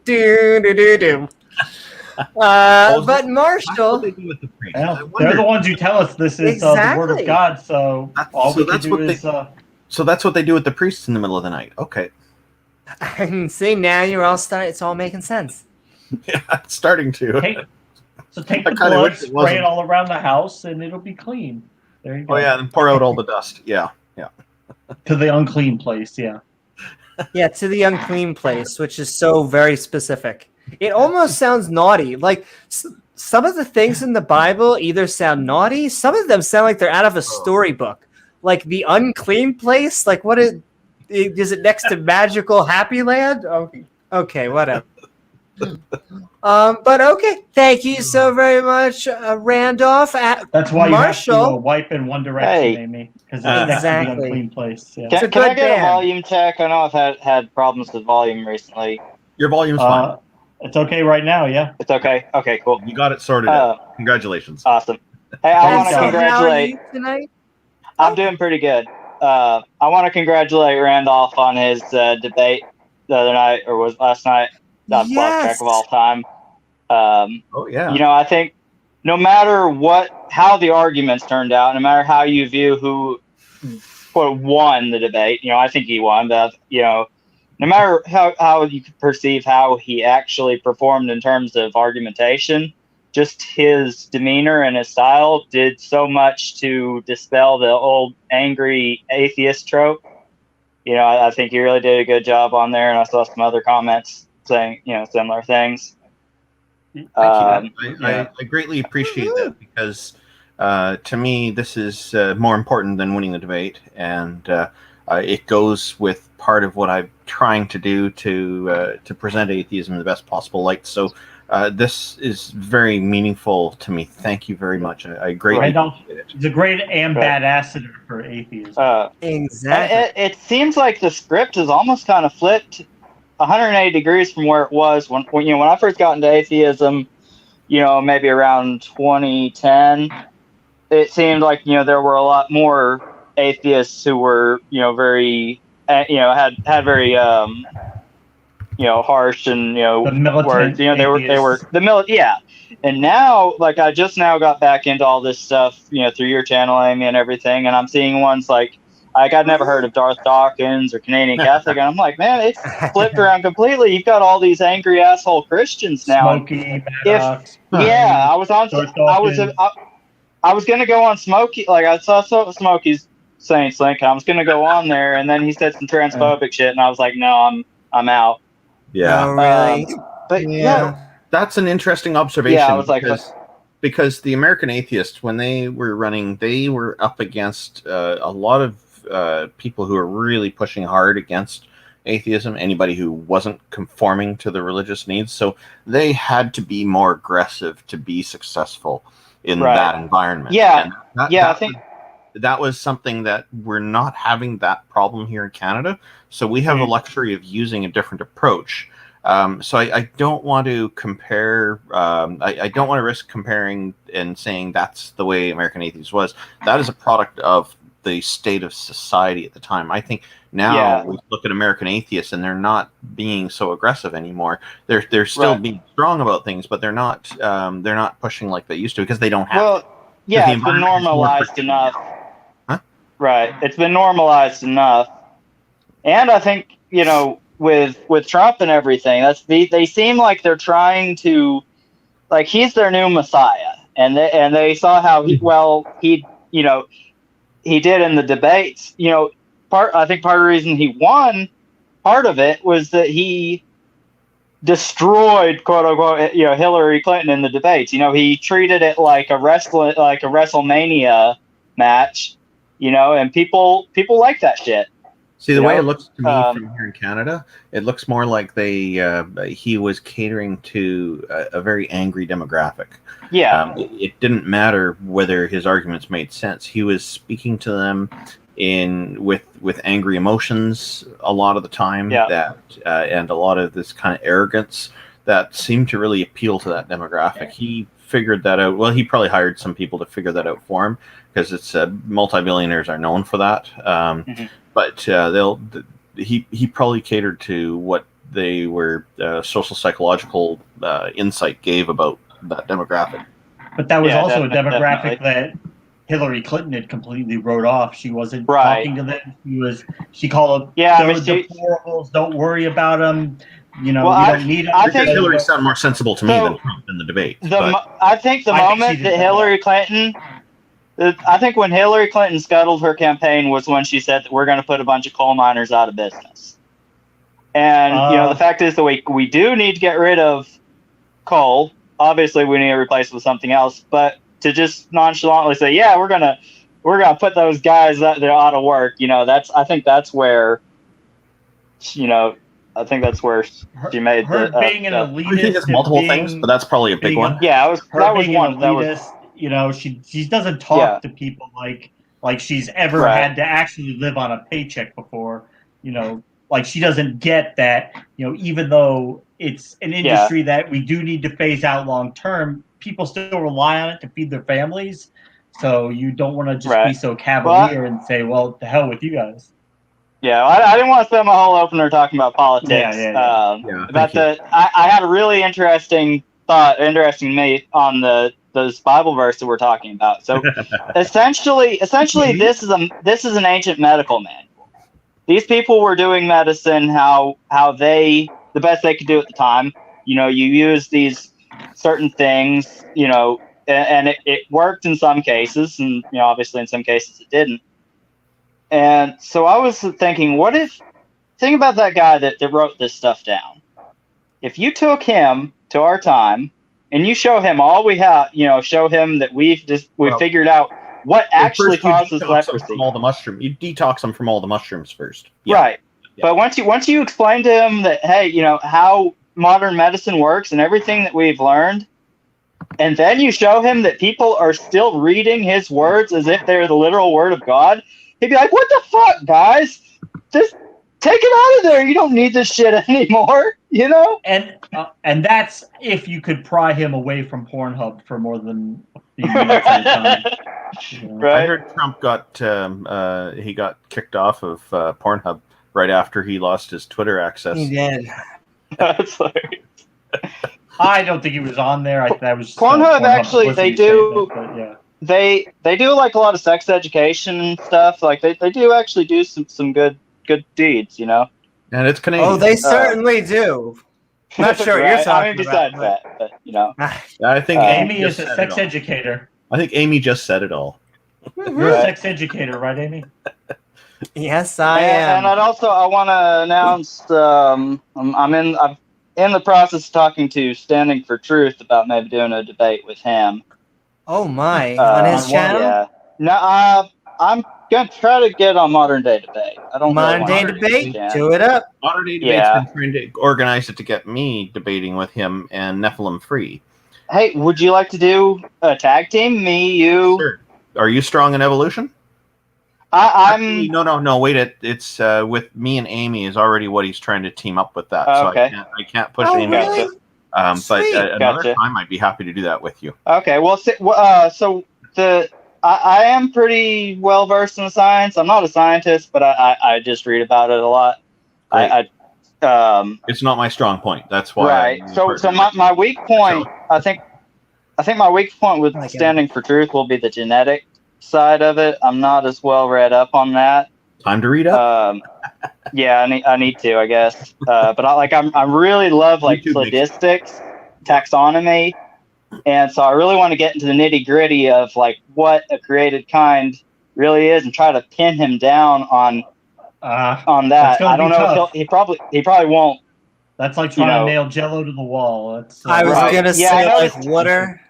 Jello or yeah, you make the topic. Yeah. Well, I noticed in his debate with Gutsick Gibbon, he was trying to use orphan genes as evidence of that of separate ancestry, and then she pointed out, and I had the same thought, well, wait a minute, you can find these orphan genes in between chimps and gorillas, so that means that obviously they're not great kind. It's just well, maybe chimps and gorillas aren't the same kind, and he'll just flip it around to whatever fits whatever evidence he's looking at the moment. I think if you put it in, because you can negotiate the topic before these things start. So if you want to include, put in a note such as taxonomy, blah, blah, blah, into the topic, then there you go. It'll end up being part of it, and he won't be able to avoid it if he decides to go into that. Now, that's going to require that he also agrees to the topic. And so this I run into sometimes, that we go back and forth a couple times till we agree on a topic. This happened with John Maddox, so we went back and forth quite a few times.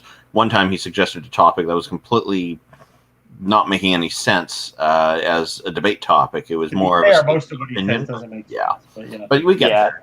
That's what you the debate I did, the title was already, the topic was already chosen, and I probably wouldn't have agreed to that because it's kind of silly. Evolution on trial. I couldn't. The debate I did was already it was already ongoing when I went in. It was already supposed to have started when James put in the chat, hey, does anybody want to jump in? The evolution got bailed. Oh, well, in that case, who were you debating against? You can say Nephilim Free. That was the night when Neff came on. Yeah. But when that happens in the future, Neff came on you, Amy? I came on to Neff's channel.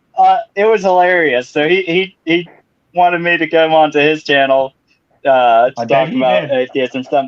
So I was taking a bath anyway. I was like, why not? It's not that serious. And I show up, I'm laying there in the tub and everying. I gotta go see that. Put the link in the private chat, please. Yeah, I will. So he's like, wait a minute, are you in the tub? It's like, yeah, it's about how serious I take you in your whole position.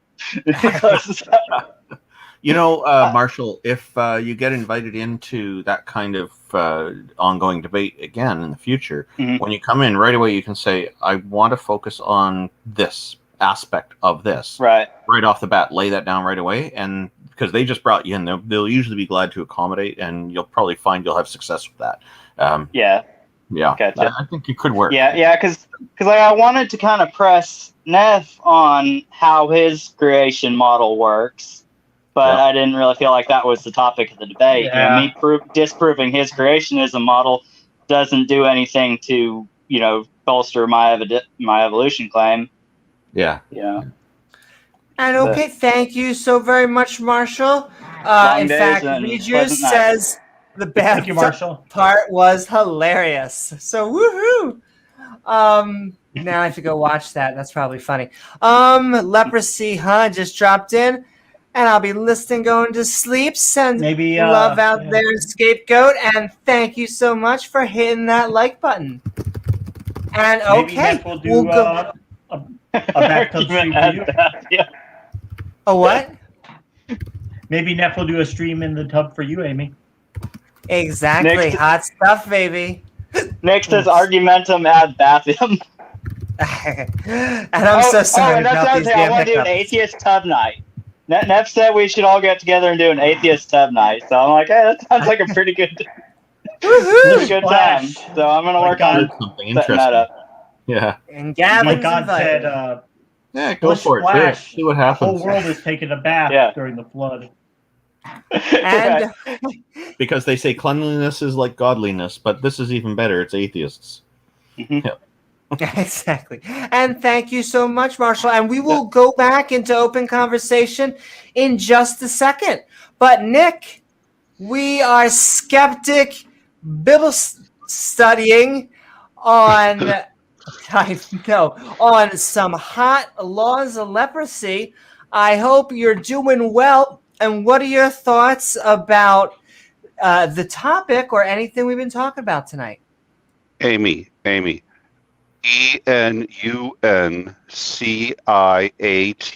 What's that spell? Enunciate. Newmaning? What's that spell? Focus, Amy. Focus. Oh, how are you guys? How is everyone? We're doing all right. How are you, Nick? Good. How are you, Nick? I'm doing good, thank you.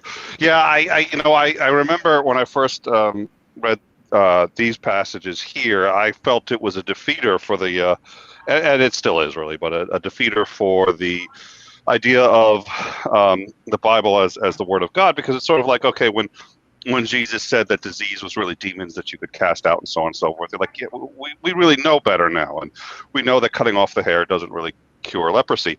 And I've still met people who know these passages and actually have just engaged in hermeneutical just gymnastics to find ways to make the argument that this is. I mean, these passages have been around for a while, and people really do have defenses for them. It's astonishing. It's a little scary. It makes me weep for the human race. The only other thing I wanted to say is I am very much a proponent of the idea that conservatives are idiots. I really am. It's self-gratifying because they're the other side, right? I'm a liberal, so I'm sitting there going, they're all idiots. But the reality is, and this is kind of the sad part, and this is one I still struggle with, they all knew who Trump was for the most part. I think he fooled a few of them, but I don't think he fooled most of them. I think most of them aren't.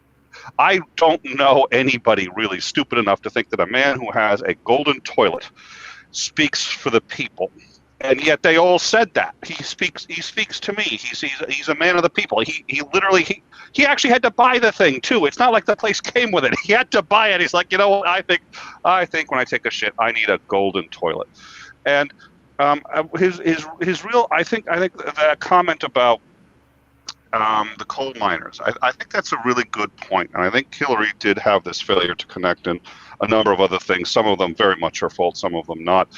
But the biggie for me was Trump had one qualification, and that's that he pissed off liberals. Conservatives were tired of feeling like they hadn't been heard. They hadn't been heard during the Obama administration, and I'm as dismissive. And that was sort of my point of what I was saying. I'm as dismissive of them as anyone else, and I think that was as much a good lesson in that, they knew him. I think they understood him far better than anyone gives him credit for. He pissed off the liberals, and that's all they really wanted. And anyways, that's my view on it. Woohoo! Well, thank you so very much, Nick. And we're about to bring in someone who may just say encore, encore. So it's all right. I'll be back. Oh Jesus! As soon as I show, we love you, James. We love you. Hey, Amy, whoa! Your sub count is just dropping like crazy. When I show up, and all of a sudden, okay. And really? The room is empty now. Yeah, we lost like half our viewers. Oh, just dear Lord. Lost all of them. And no, we're sending love to all the viewers out there. And actually, stream's doing good. We're having a good old time, except for my hiccups, which I got by me and Darth just going back and forth on my knees. But with that, thank you so very much, Nick. Yeah, it's true. It's the demons. Right? The demons, I think, are getting down my chin. If you go to Pastor Bob, he'll probably charge you like $2,000, but he'll exercise the hiccups from you probably. But it'll be on the commander level, so that'll be okay. The but I think you get a better book to use than the Bible for exorcisms to do them right. I would take that. You said on exorcisms, my go-to is I like the Lord of the Rings better than the Bible. But for exorcisms, yes, you're probably right. It seems okay. Amaretto, how are you? We are Skeptic Bible studying tonight. I hope you're doing well. And what are your thoughts about the topics or the chapters or anything we've been talking about? Y'all jerks had to mention Hillary and Trump. I was just going to have a nice quiet night of listening, and then suddenly, all right. So the problem with Hillary, and I can say this as a registered Democrat, so a lot of the problem with Hillary wasn't just the out-of-touchness. It was also the fact that it was almost like she was preordained. The Democratic Party in some circles has a really big problem, and including my state in Delaware, with a line of secession. And in fact, if y'all remember back when a little known, candidate was running for the Democratic nomination by the name of Barack Obama, Hillary was running and was the favorite in that race until Obama managed to kind of gather a coalition of young people and organize the vote and had the voter turnout to defeat Hillary. And Hillary hasn't always been, I don't think, a terrible person. Anybody who knows during her husband's administration, she was actually fighting for universal health care for Americans. For the first week. Well, it was more than for a week. The problem was she ended up getting demonized by the media, and the GOP party basically rallied against her at the behest of the HMOs, the healthcare management organizations, and the pharmaceutical industry. And it was to the point where they were actually burning effigies of Hillary Clinton. And so she, as a result of the backlash from that, was kind of relegated to the side, was basically told to basically sit down and be quiet for the rest of the presidency, whether or not that was because, Bill really wanted her to or not, or whether that's what the advisors were saying for the sake of his, presidency.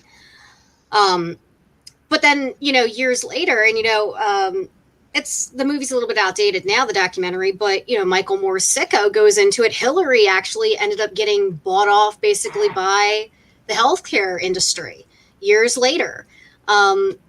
So, I don't think she was always a terrible person, but, I do think, after a time you become, when you're in politics and you're, relying on these, campaign contributions and stuff like that. I mean, listen, she moved to New York just to become a senator. I feel like a lot of us, that was probably the main dominant reason she moved to New York was for that, so she could run for that Senate seat. I mean, she could have ran in Arkansas, but she would have lost. the Clinton name holds a lot of power in the Democratic Party, even still. Like, I'll be honest, like Bill Clinton, I was a kid in his presidency, but I remember like that's when I was like, yep, I'm a Democrat, because I did like Bill Clinton. But years later, I can see there's a lot of things problematic. Like Monica Lewinsky has never really, her reputation's never really recovered. And when you think about it, like she was a young adult. She was, I think, like 21 or 22 or something like that. She was in her early 20s when the scandal broke out. And she, I follow her on her Twitter account, and she kind of goes into a lot of some stuff here and there. It's almost like the never meet your heroes kind of complication. No one is perfect, and hindsight's 2020, and a lot of messed up things come about. When Bill Clinton answered Kenneth Starr asking in the court, did you have sexual relations with that woman? Bill Clinton recognized that he wasn't asking if it was sexual intercourse. He was asking if he's biologically related by the technical word. He immediately answered no, and it was truthful. And what a smart guy. Wow. But he's a lawyer. He thinks like a lawyer. Well, it depends on what your definition of is. Yeah, I mean, well, here's the thing. If you're talking, to some people, oral sex isn't real sex. I think, isn't that what the issue was? It was basically, it was a blowjob in the Oval Office. Right, but the way they defined it didn't include a blowjob, so that he was able to say he didn't. The media. I don't really think that they, I don't really think that they necessarily, as far as had their definitions down pat, like you do certain terminology. But the problem is, Kenneth Starr, but the Republican right-wing religious types, they're trying to phrase things in somewhat politically correct ways, and it distorts the usage of the words, and therein lies the problem. They're trying to they're trying to say, like they're trying to be a little bit obtuse about it, Talk about sex without directly coming out and saying blowjob. And I mean, welcome to the 1990s, I mean, but I think, that in part, like, Hillary, as far as like, why she lost to Trump, I had a lot of Democratic leaning friends and progressive friends who loved Hillary. One of my best friends was like a very strong Hillary person. A lot of people were ready for the first woman president. And for me, it's a matter of, well, yes, I would like to have a woman in charge, although I didn't think Hillary was the person for the job, but do I think she would have done a better job than Trump? Very, very, way beyond. And I think we're kind of learning even more so now that the administration has dissolved like that, and that Trump is now like facing charges again. Like the administration had a lot of problems. I believe one of the whistleblowers is actually trying to form a coalition with Liz Cheney and other anti-Trump GOP people. You mean rhinos? It's so sad that, and this is corporate establishment Republicans, that were never really on board with Trump to begin with. Well, and it's a shame that it's gotten to this point. Trump is a really crappy person. Like me and a whole lot of other people that I knew were like trying to tell like our extended friends, family, like a lot of my family, Republicans. Just had a nice little mini fight on my Facebook. My friend Rachel supported Hillary, but she basically like just owned my cousin on the Facebook page because we're talking about raising the minimum wage, and he's a small business owner. So that was fun. Lots of small business owners support raising the minimum wage, though. Yeah, well, here's the thing. You have a lot that don't, because there's this issue here in America where rugged individualism has kind of also, in some people, become F you, I got mine, F you. They don't care about other people as long as they can get ahead. There's so many temporarily embarrassed millionaires here in the United States. And this is the thing. I just had a conversation with a couple of people. One is related to me by marriage. Another is someone I've known for probably about a decade, at least over 10 years. both Republican, and they're for LGBT rights, like gay rights. You know, one of them actually comes to me and like we talk about. I educate her on LGBT issues, and you know, they seem open to that. Like, you know, one of them, like their family owns a small business that's, you know, and they're like, my parents paid $60,000 in personal tax. How much more do you want us to pay? But like, you know, I'm explaining, I think more of the problem is with, you know, while her family does make money, I don't think everybody who makes money, you know, needs to be taxed more. I think they're basically, it's the people who are at the way top. Like her parents make money, but I don't think that they're making the kind of money where a lot of us are talking about, like, how much taxes did Amazon pay? Amazon pays effectively no tax. So you have a lot of problems with people who think they're temporarily embarrassed millionaires, are afraid that people are like too much of their money is going to go to taxes when you don't recognize that taxes pay for services here in the U.S. Like our roads. That always hit me as odd. People have that attitude. Yeah, I mean, it boggles my mind. But again, it goes back to that F you, I got mine. People would rather try to get ahead and climb over the bodies of their peers instead of recognizing that, you know, we're all kind of in this together. And American politics very much has relied on pitting people against one another. In fact, the GOP, especially during Obama's term, kind of capitalized on that between the Tea Party and everything else. And of course, the fact that Barack Obama was a black man didn't help any. And I tell people this too. It's like a lot of us were definitely disappointed that he wasn't as progressive of an administration as we had hoped. However, I do tell people, you know, I think that we have to keep in mind that he was the first black president. There are people that were like Democrats that I knew, elder Democrats that were saying, I don't know if I can vote for him. I think he's going to get assassinated. And then all this, like the transphobic commentary towards Michelle when she was first lady. Mm-hmm. So weird.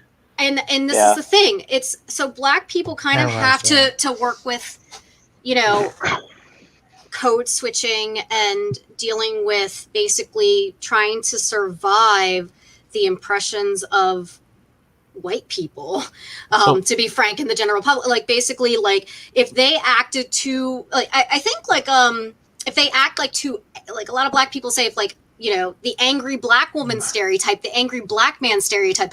How many times have we seen, like, you know, instances where a black person has raised their voice and the cops like just go all at them?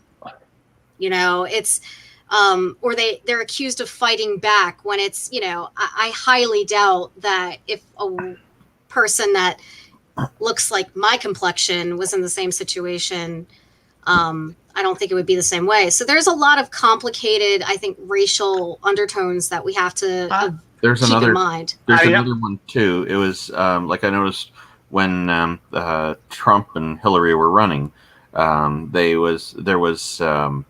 were people saying, I saw comments in some social media and other places, and I've heard a few evangelical Christian types talking about, oh, it's bad enough that the Democrats made some new history by bringing in a black president. Now they're going to bring in a woman. They can't have that. They can't do two new things in a row. They absolutely must do everything to prevent that from happening. It's bad enough there's a black guy. You can't have a woman running the country, blah, blah, blah. So there's these sexism, things going on. Yeah, the sexism. Like, can't have a woman in charge of the nuclear codes. What if she's PMSing or something? You know what I'm saying? It's and they give them to Trump, huh? Yeah. Well, right. and the resistance to change in general, I think you're only allowed so much change over a period of time. Yeah. If I could just push back a hair on that, I mean, Obama did come in with a huge mandate. The media loved him, and anybody who would be afraid of like anybody who would hold race against him, they would never have been with him to begin with. You wouldn't have been an Obama supporter. Oh no, now he's gone a little bit too far for a black president. I don't know if I can support him. I mean, he's a politician just like every other politician. I think you underestimate the power of, you know, the pervasiveness of like mild racism. You know, in elder generations. Because let me tell you, the people that told me they were afraid to vote for him because they thought he would be killed, my mother, she's a registered Democrat and has been for decades. So even he also had that Hussein middle name, not too long after 9/11. That's why he had to bail the health insurance industry out by killing the public option, because he didn't want people to question his race. I mean, so the problem, if you're talking about the Affordable Care Act, first of all, that a lot of that was also a really good spin story, because there were surveys done where people were asked, do you support, how does this sound like something in the Affordable Care Act? And then they asked them, this is what it's called, would you support it? But the moment that it was called Obamacare, complete 180. So some of that was a really good marketing technique from the GOP, and probably the healthcare industry as well, because a lot of the, healthcare industry, like the HMOs, the pharmaceutical industry, they support people actually on both sides of the aisle, to be honest. Like Cory Booker from New Jersey is very propped up by the pharmaceutical industry, because that's a prominent industry in New Jersey. So same thing with Biden and a lot of Delaware senators and representatives here, even though they're Democratic, the banks are a huge, maybe not as much as they were in the 90s, but still a major player in, Delaware's economy. And when you look at Boehner, it may be hard.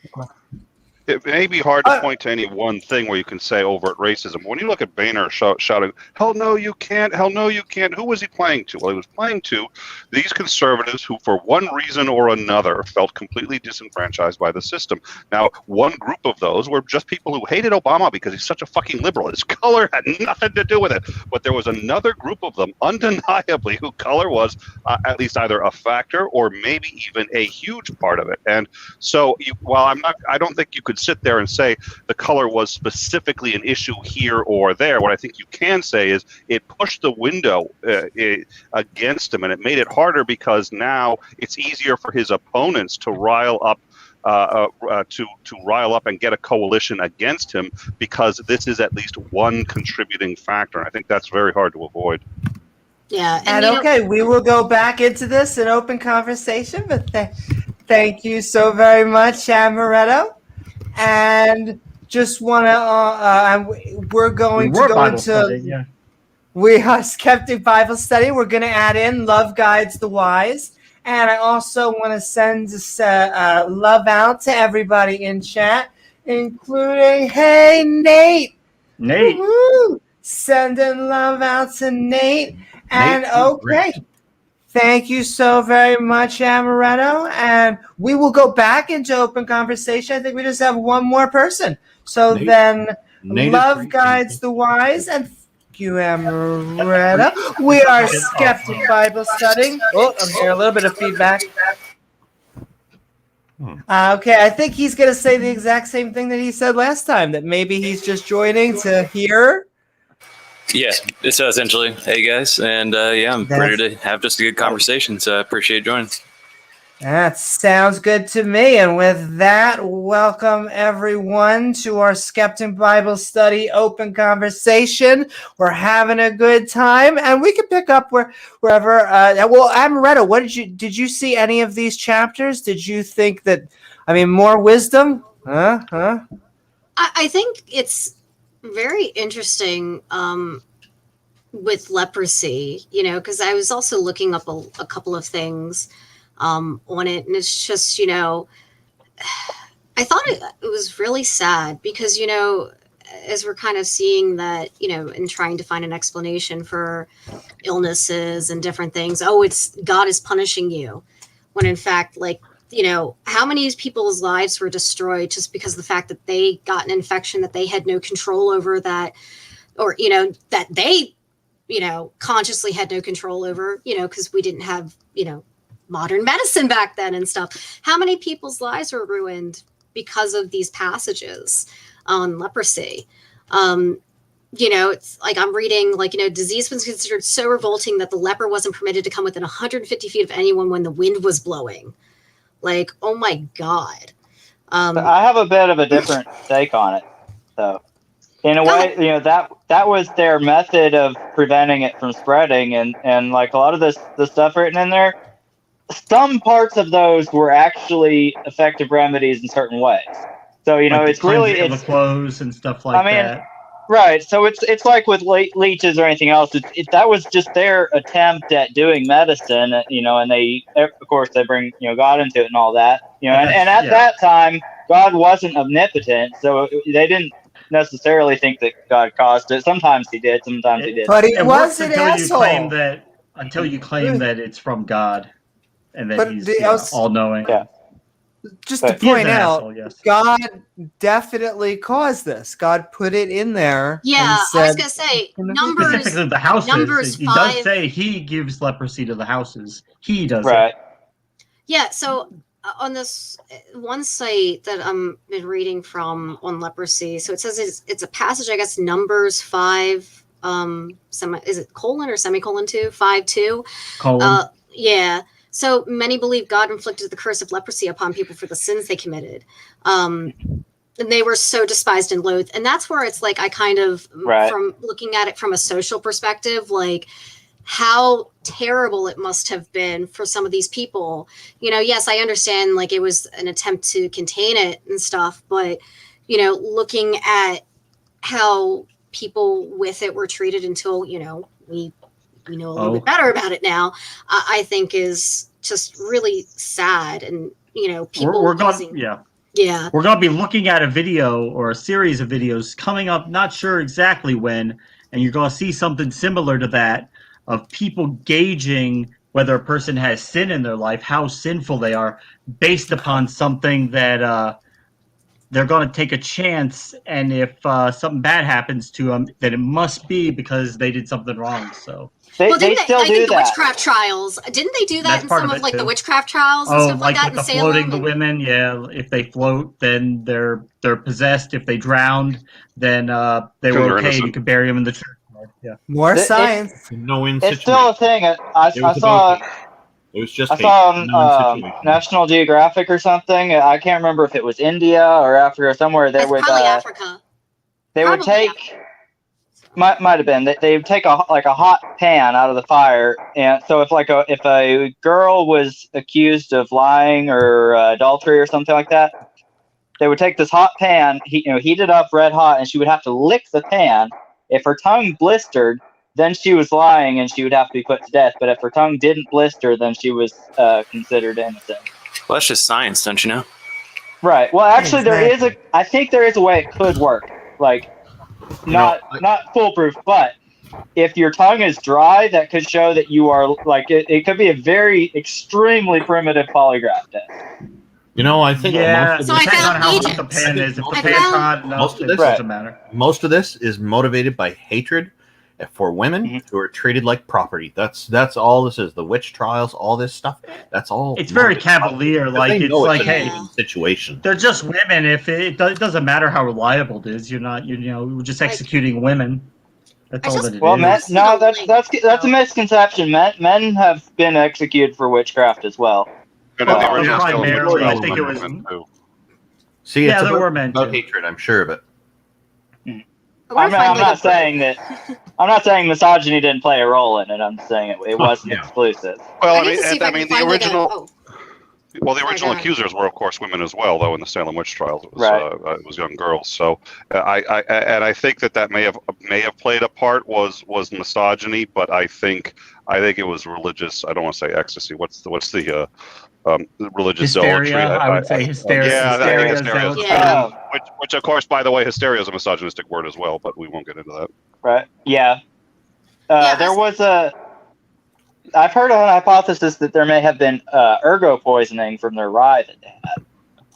I don't think in that case. I think it's unlikely. That would be a stretch, yeah. It seemed like just kids being kids, making up things about people they didn't like and laughing their asses off as they were getting hung. Because that's a mean old lady. She's been mean to us.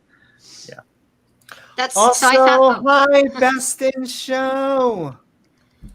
I was Amy gonna say, is best in show. Real quick too. Like I think I want to try and find like a more I mean, it's a commercial site that I found this on, so it's a .com. I want to see if I can find a .org or a .edu, but yeah, apparently, like it's what you're talking about, the metal spoon rod licking it to determine, guilt.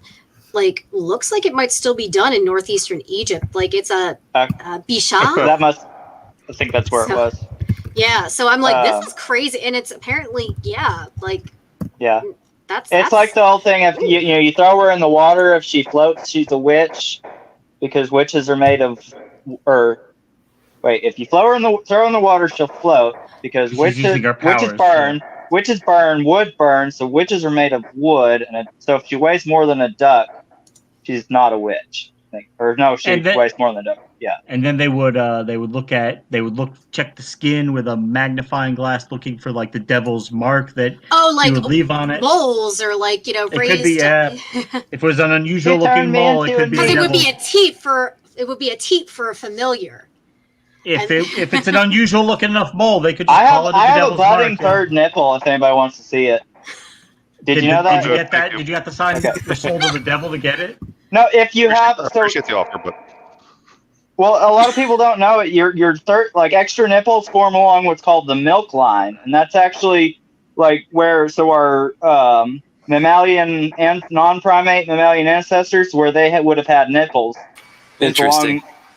So your extra nipples will form in a line, where they would be if you were. Can you get milk out of it? Are you trying to create a category on Pornhub?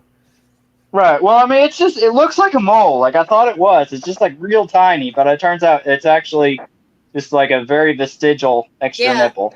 Can Amaretto milk you? I can't even milk my own extras. Okay, like how? But was your shirt say life? But listen, man. This is more proof. We are evolution is a thing. I just take it as more proof that evolution is real. So no, God just used leftover parts because he was lazy. Man, then if God was lazy and he didn't give a heck, don't we have like 4 arms?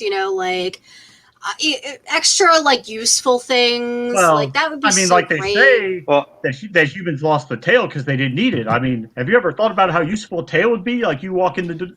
Man, listen, I'm in the furry community, and I can point you to a whole. Well.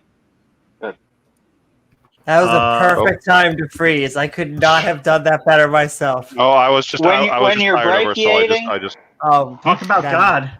When you're brachiating through the trees, having a tail is something for predators to be able to grab onto. So you actually are better off with that. I think it was just she was like, "I'm a furry," and then God became real for a single second. Yep, it was like, the thing is that they look at evolution and they see things like, oh, that would be cool to have. Whereas evolution thinks about, is that going to be something that helps you survive more than it is a hindrance to you surviving?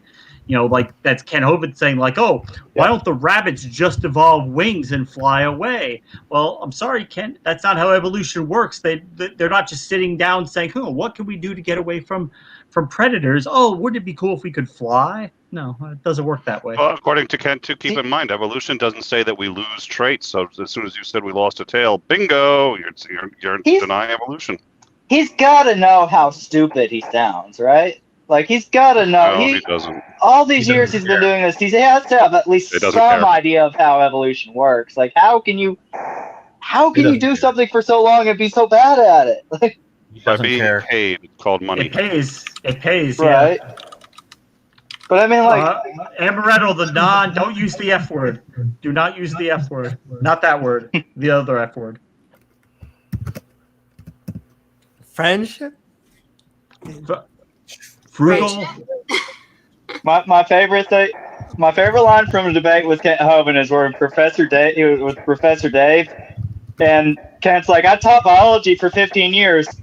Professor Dave's like, you didn't teach biology. You lied to church you lied to kids in a church. That's not teaching biology. They go to church schools and give a lecture to the kids on biology that tells them God just did it all by magic and that's all we need to know if you need to know anything more than that, better pack extra sunscreen where you're going. Don't be doing that at my kid's school. Teaching biology in and of itself isn't a credential for anything in the way that he's employing it, because presumably if he's an accredited teacher, then he should be able to teach biology at least in the way that is accredited for a school. So if he doesn't know it well enough to be able to teach that, then he's also a failed teacher on top of not understanding but it wouldn't be evidence for. He bought his degree. He bought his degree from a diploma mill. He's a fraud. Yeesh. Well, now, Marshall. I mean, I worked hard on that degree. I mean, no, Randolph. When I went to school there, it was through a church I went to, and then years later they relocated to a trailer. Now people show the pictures of the trailer, and like that's where he went to school. That's not where I went to school. I thought it was a lawnmower shed. Okay. A trailer, lawnmower shed. I mean, listen, you go to Home Depot, you can find a building for $400 that might a lawnmower shed because they need to cut the grass so they can smoke it. Listen, there is no. Listen. We are not going to be blaming any dumb BS on the most wonderful, wonderful plant in the world. No, I think he means grass. That plant gives you diversity. Total diversity, so you can blame everything on it. But she does. I mean, yeah. It's just a plant. I think he smoked one too many dinosaur part DVDs. Who was the one who was on here talking about it curing cancer and all that? Who was the one who was on here? Oh, Jeebus. There was someone on here. Yeah. It wasn't an atheist? Was that Aussie? No, Aussie Jesus, right? Yes. Is that Aussie No, Jesus? It was the bush. And this is the thing. I think there are beneficial therapeutic, things to it. I'm a medical patient for a reason. Sure. But, until we have enough, information, and unfortunately in the States, because of how it's, criminalized at the federal level, that prevents a lot of medical research. But the pharmaceutical, preventing medical advancement. Yeah, but the pharmaceutical and it is possible companies to be have abused. Yes, that's anything can be abused. Coffee can be coffee. Right. Coffee. Yeah. Coffee has greater coffee. risk of abuse. Coffee has greater risk of abuse, in my opinion. Quite frankly, Willie Nelson said he knew somebody that died from weed. No, he did. He was moving a bale. He was moving a bale of it, and it fell on him and grabbed him. You can die from.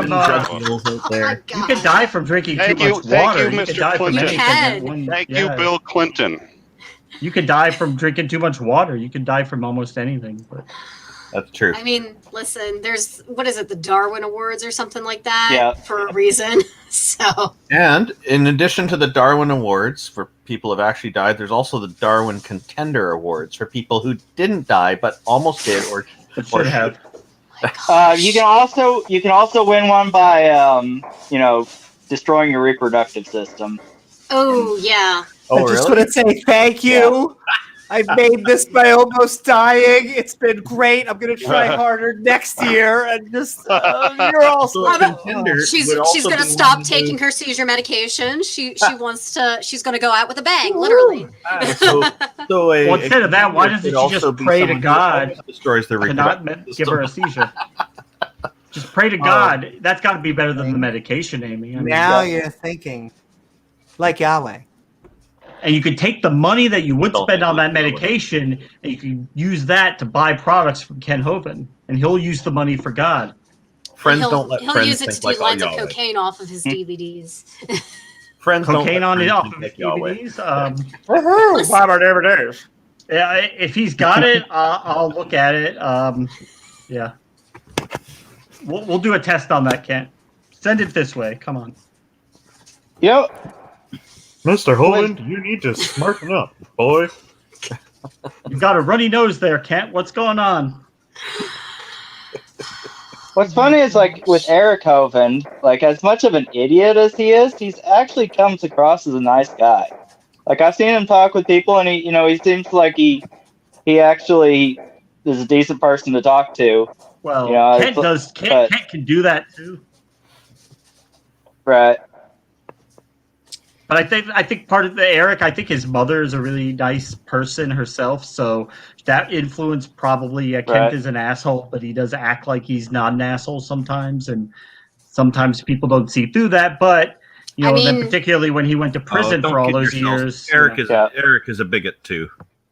Oh, he is a bigot, but I'm saying like at least he can have a cordial conversation with somebody where he's not just constantly acting like they're I mean, a lot of people do. I mean, listen, like I talk to just to throw it out there because that's kind of the synonymous thing with bigot in American politics. A lot of Trump supporters, and they don't again I do meet a lot of people who did vote for Trump who again don't hate me because I'm LGBT, but then there are a lot of people who it's like the moment I'm holding hands with somebody of the same gender or who looks like the same gender as me, like complete, 180. Holding hands with both at the same time. But, a lot of people are nice and cordial because I think, for some people, like that's their way of, having a conversation, having a good discussion. And I think, too, that's how some people reach. They feel like that's the way they're going to get their point across. Everybody has a different style of interacting with people. And, is that a Klondike bar, Rendell? Yeah. This is a Yukon bar. Ice cream sandwich. Oh! Okay. Oh. Are they different up in Canada? That's an ice cream sandwich. That's an ice cream sandwich. Isn't the Klondike part of Alaska, so you guys have the Yukon instead? Yeah, and it's slightly off-white color, slightly yellow. It's a very nice flavor, this one. Amy, hey, that sounds like just what we're reading. Randolph, do you know Pelogia? Yeah, I know who he is. I have a lot of respect for him. I was wondering, because he's from Canada, too. There's a lot of logic. There's a lot of good Canadian. So South Park gets most things about Canada right. What they got wrong is Saddam Hussein was never the leader here, and also there's a lot more people. Wait a second. We don't all know Scott. Yeah. Okay. So wait, you're gonna like dislocate your jaw on screen, right? I always thought that was so weird how they made the Canadians basically like just. The tops of their heads just didn't connect with their jaw. We love it here. We're just glad we get noticed.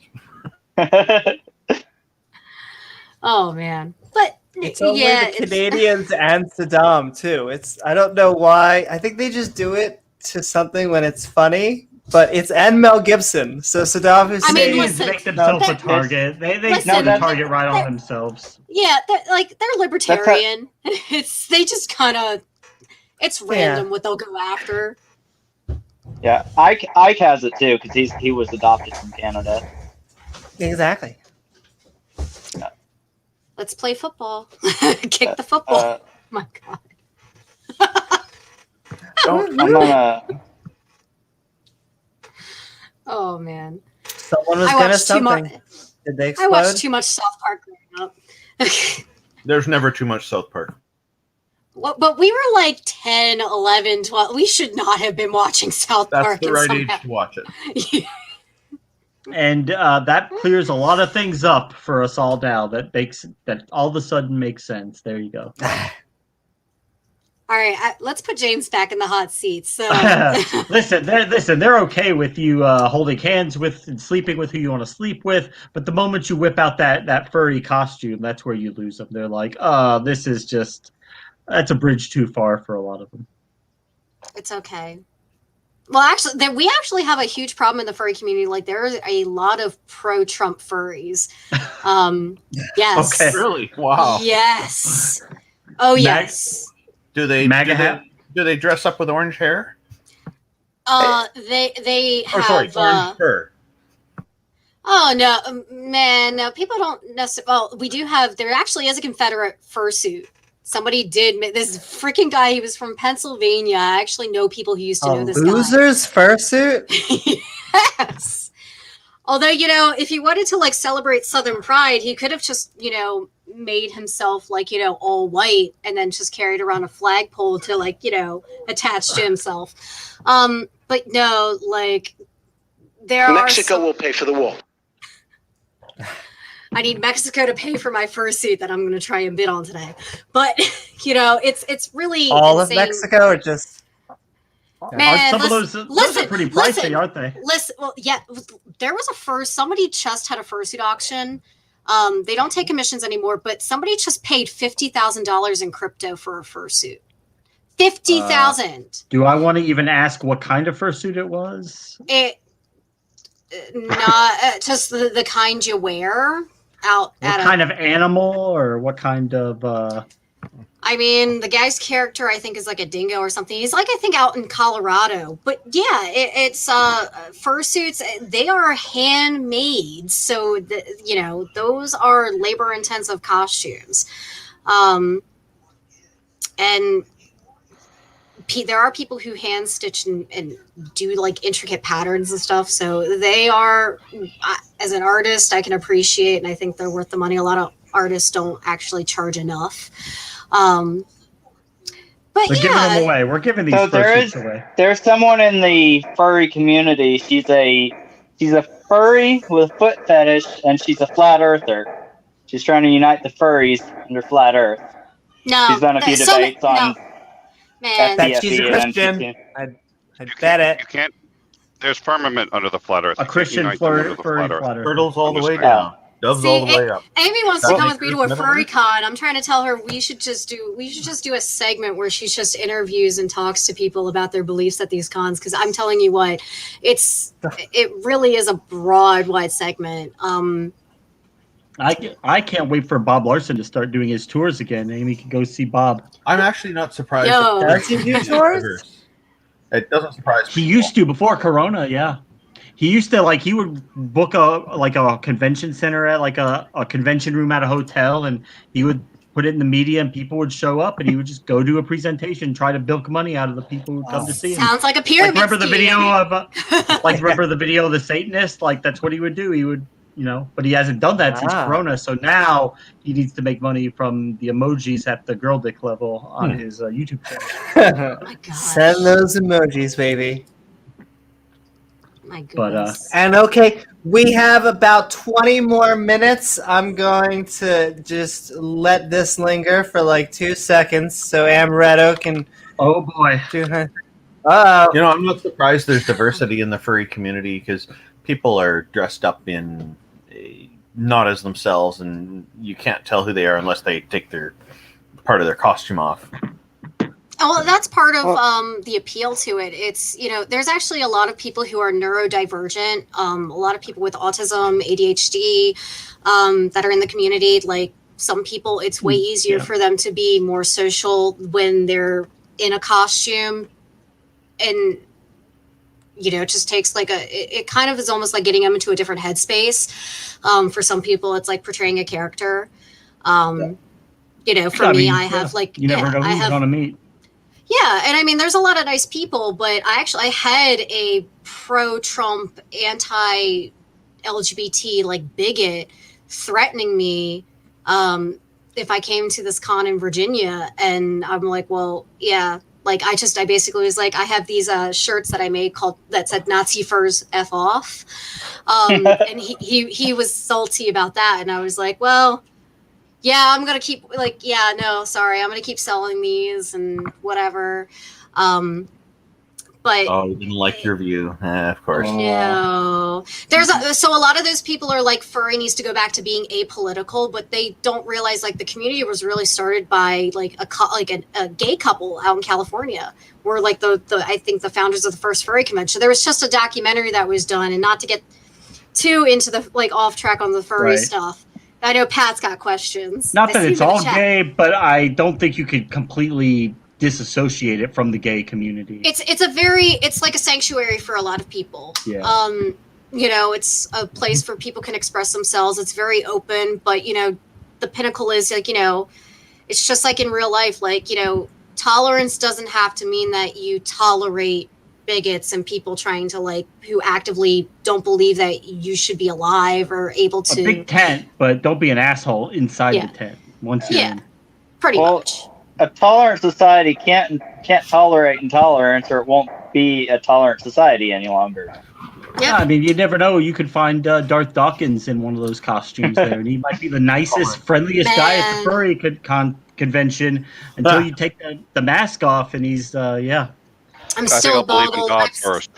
I'm still boggled that, I was joking with Amy because you were talking about, like, hey, we should travel again. Like, now it kind of, like, once everything kind of calms down with COVID, it'd be nice to, like, travel or have people here, like, in our area. Well, and I was like... through debate and comedian. Audrey had a question about furries. Oh, boy. Oh, boy. She said, is everybody in it as a sexual activity, or are there people who just want to dress up with no sex involved? There are people who, for some people it is, but I would say that's a... Minority?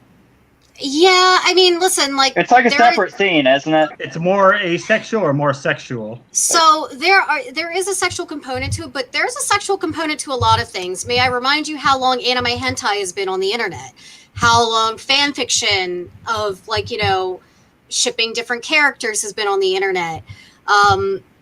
So there is a sexual component to a lot of things. I mean, goodness gracious, like, how many people, like, want their female partner to dress up as a French maid for a romantic evening? You know what I'm saying? So there's an adult element to the LGBT community. I get that. Like, it's even for, like, that was a joke. There are a lot of people who, like, listen, it is now Pride Month, so I've been dealing with some of this discourse for a hot second. But no, there's plenty of people who identify as aromantic and asexual, which basically means they don't experience romantic attraction, they don't experience sexual attraction, or, like, I'm gray asexual. I experience it in a certain way. I don't always experience it like a normal person, and I say that in quotations because I don't want to make anybody feel weird or anything, but, like, there's a lot of us in that community, so sex isn't always a big thing for a lot of people in it. It's kind of one of those things where it's like you have an interest in anthropomorphic animals, like Bugs Bunny, Aslan the lion. Like, that's kind of how I describe it to people. Pepe Le Pew and the skunk. But it's just. I like the little yes at the right end of there. Okay, keep on going. Sure, but it's not always a sexual activity. I think the sexual thing just gets everybody sees that's what everybody wants to talk about. Yeah. So that's kind of what they're perceived as, but that's not. And this is you're totally right, Marshall. And this is why, like, Anthrocon, which is, like, one of the premier furry conventions. It's actually in Pittsburgh.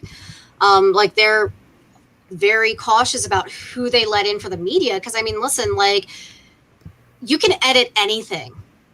You can edit, you can come in with a documentary with the best of intentions, and then, of course, it gets edited to make it seem very extreme. Knows. He's aware. Stephen Jay Gould has been there's tapes of him saying that Darwin was wrong and all of this stuff is evolution is complete bunk, but that was a exercise that he was doing with a class, trying to get them to think about it from the other side, but it's presented as real by a surreptitious recording. So God bless quote mining. That one down. Indeed. So, I don't know. It's nothing bad, but, it's just kind of like, even in this community, like, there's people who are, going to be really nice people, and of course, as we've seen, there's some people that are kind of jerks, as far as, like, in the debate community and stuff like that. So, everybody is a person, no one is perfect. And then as far as, like, the furry thing goes, it's a fun hobby thing, like, that's all it is. I've met so many people because of the furry community, and Amy used to go to furry things with me here in Delaware, so it's just like, it's what did Amy dress throw as? Amazing after parties as Amy. That's amazing. But let me tell you, they throw amazing after parties. No, we do. I get to just walk around as a T-girl among the furries, and they're like, "Oh no, that totally fits in." And they're like, "I'm like, oh cool." I'm like, "Okay." She'll put a pair of cat ears on every once in a while. I think, isn't that known as a futa? Futanari? Futa? I can be if you pay me enough money. Not a hootenanny.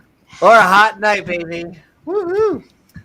I know. Oh my Down there, she's like misogynistic. Don't you stop using that language and sexifying shit. And I'm over here like, no. I mean, Okay. listen. We don't want to get into Bailey J and what her nickname used to be back in the days of Otakon. Hey, she used to be 4chaner too. Good time. Good time. I'm telling you what. We're old. Yeah, not so much, but at any rate. I say this. It's the next prediction: culture war. It's going to be Gen Z versus Gen X. That's the battle that is in the chamber. Right. And the millennials are just going to be looking at both, saying, because the Gen X are quiet right now. Because they're like, we get the boomers, we get the millennials, we don't want to take sides. But they do not get Gen Z at all. So just wait, it's coming. It's coming. And then the millennials are going to be like, we kind of agree with Gen X, we kind of agree with Gen Z. So it'll be popcorn time. Good times are coming. I feel like Gen Z... Law of attrition. Yeah, exactly. I feel like Gen Z is becoming what everybody thought the millennials was. Like like they are the boomer stereotype of millennials. Pretty much. And you notice how people, boomers will still trash millennials, but they're talking about Gen Z. Yeah, but, millennials are pretty much we're I'm a younger millennial, and it's we're pretty much in our late 20s, early 30s now. Yeah, I just turned 30. Yeah, so it's just you've been saying boomers, y'all been trashing us for 10, 15 years. You can't just, call us millennials to anybody that you thinks is a snot-nosed 16-year-old. We love everybody. Yeah. Why is Amy acting like snot-nosed? I'm sorry, I didn't want to insult 14-year-old. No, not a snot-nosed 14-year-old, a snot-nosed 12-year-old. That deserves an entire another sentence. And I was going to say the same. I was going to say the same thing, but I didn't want to insult 14-year-olds. Wait. Exactly. Wait. Sorry. Amy's bring it back to Darth. Amy's under 18. I've got some comments to delete. No, Darth was. I was getting it in let's just say a conversation, a heated conversation with Darth Dawkins, and he's like, "Amy, you acted like a snot-nosed 14," and he's like, "No, not a 14-year-old, a 12-year-old." Newman, have you been diagnosed with ADD? Took a whole other sentence to say 12, and are you first? It's a good thing, Amy, you are over 18, because so many people would be in hot water from this chat. Not even just tonight. How many people come in here and are flirting with Amy? I will say that our shows tend to range between PG-13 to R. We're like Deadpool, ladies and gentlemen. Right. Okay, we love you. There's blood some places. Wash it away. It'll be fine. Shoot off a limb, regenerate it later. We'll pray to God for it to grow back. All right, Amy has some abilities I was unaware of. Oh my! You don't not even the ones you thought of. But I guess, yeah. Okay. Also saying hi to Jane. Woohoo! And Oliver and Aunt Jer and everyone just in chat. Sending love to you guys. We got about 10 more minutes. So we've going back to, I guess, medical. That was the theme of this story. This was their way of being, oh my God, leprosy. Now, I agree with Marshall. Some of the stuff was, how it was almost like the broken clock. It's right twice a day. Some of this stuff is okay, if you throw out everything, then sure. But some of the stuff was very weird at the beginning. It was just if there's a white hair, it's some of it's throwing the baby out with the bathwater. It's blood, the killing the birds. That's just not going to do anything. I mean, I'm not saying we should do any of the stuff in the book, but I think some of them. I think if you actually. Right. I mean, if you look into it, like some of those things that they did were ways of determining which type of, leprosy. They call all skin conditions leprosy. So, if you do certain things, you can tell, like, is this a parasitic infection, or is it, so you treat it differently depending on what it does. I also just have to turn my camera just because we mentioned his name. Oh, I don't want to get a copyright. So there we go. Oh my God, I love my Deadpool poster. It says Deadpool versus Deadpool. It's a good one. Oh, nice. And Ryan Reynolds is like the best. Let's just face it. Some of the best people are Canadian. Took myself back off topic, but it's Deadpool. So, and Ryan Reynolds. Oh my God. Yeah, Ryan Reynolds nailed it. And having his intro outro, though Pat may just say that he's here for backstage. So, Pat, are you just here for backstage? If you want an intro outro, that is available too. We have been Bible studying. We've been halfway now through the book of Leviticus. Ooh, as I mute myself. Halfway through the book of Leviticus. It is amazing. We're going to be into the book 4 soon. I'm really surprised Pat hasn't come on, because I've probably said so many things that he could correct. Yeah, he's probably been making a list. Right. Checking it twice and okay. And okay, guys, then I think it's about time for us to move into our outros. It has been fun, but we're hitting that hour 3, and all things have to come to an end. Oh, yes, baby. Amy has to sleep eventually. The two go together, but you can't go like 27 days in a row without sleep. She's not. But sending love to anyone who can sleep that much. Wink, wink, wink. And outro.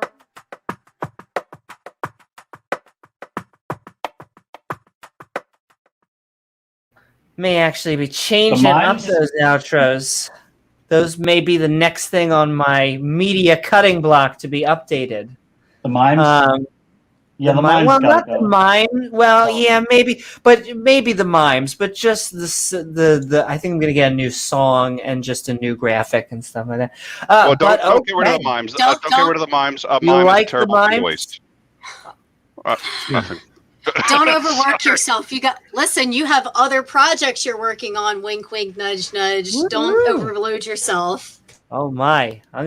Whatever you just said, I'm gonna insert innuendo into it. And moving, we have been Skeptic Bible studying Project Amaretto. For the show, really, but okay. Love guides the wise. You can tell me how long. You could just say hi. We love you all. You tell me. How long? But baby. We have been Skeptic Bible studying. I hope you had a good time. Where can people find you? What are your final thoughts?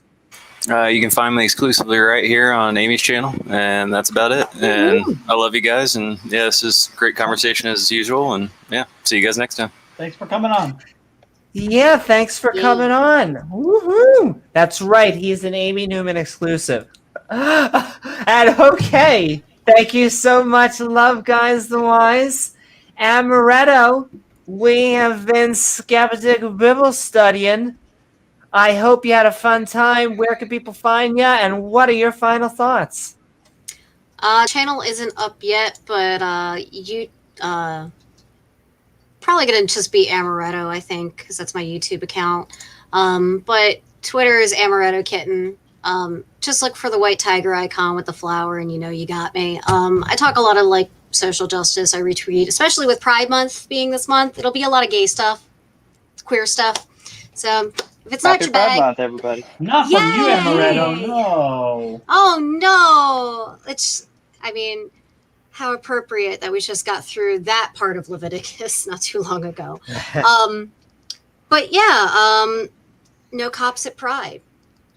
Let's go with that. And Pride started as a riot. So, And after Gay Pride Month, the other 11 months of the year are Gay Wrath Month, because, if you're in the United States, you're probably aware that a lot of states are pushing anti-LGBT legislation. And so if that's something you're not okay with, make sure you talk to your local representatives and your state representatives. Amy and I appreciate it, because we would love to be in this world with you and not be, oppressed because of our LGBT status. So, and as far as topics like from tonight, I definitely understand, segregating, people with leprosy from the general population, but as a person and as somebody who has seen how, medical conditions can be isolating even in modern society, not everybody has a good social network. I can only imagine how terrible it would have been back then, especially without the internet, where you can't connect with Mark Zuckerberg. Oh my God. I don't want to talk about Zuckerberg, but I'm just saying, the fact that, we're all from across North America and we're able to have a conversation and, study the Skeptic's Annotated Bible together. But they didn't have that. Mm-hmm. No, I did not say I was pro-segregation, Pat. I can see why some people would have done it, but I definitely don't think that that's the answer. I mean, I'm sorry. It's one of those things where it's I definitely would have taken a different approach, but I can understand, to Marshall's point that, they were trying to combat the spread of it. Oh, you're okay. Pat's trolling me. Okay, I see how it is, Pat. I see how it is, Pat. No, he really didn't think you were George Wallace's granddaughter. I had somebody accusing me of being. I had somebody that was saying I was me, I guess, talking about Barack Obama and the fact of how African-American Black people have to, possibly navigate society a little bit differently. Someone in the chat was trying to say that this was a racist conversation. I'm like, I don't know. It's really impossible to be racist against white people because we are the majority. End scene. Our social Thank you justice so rogue much. Always ready to take us to that level. Thank you so very much, Amaretto. And okay, we're moving along. Nick, we have been Skeptic Bible studying. I hope you're doing well. Thank you so very much, Amaretto. I hope you had a good time. And where can people find you? And what are your final thoughts tonight? Thank you for having me on. People can find. I'm trying to get out of this. I got this monkey right on my. There we go. Okay. You know what? I'm not going to be happy with this. However, it works out. But at any rate. So where can people find me? I host a channel. It's called In Time. It has a lot of different shows on it. It's got comedy. I can't believe I said comedy. We actually used to have a comedy program. We don't do that one anymore. But it has news, politics, and culture. And we've got actually a show coming up next week on post-theism and Christian atheism. Anthony Magnavasco is coming up next week as well. And there it is. We're actually going to be doing a show on Fred Rogers because I think Mr. Rogers is actually not understood for just how profound he was as a human being. He was an extraordinary human being. I'm sorry, what was that? That was Randolph, right? I'm sure that was Randolph talking smack. Won't you be my neighbor? Oh, God. Listen, Randolph was not invited to that one.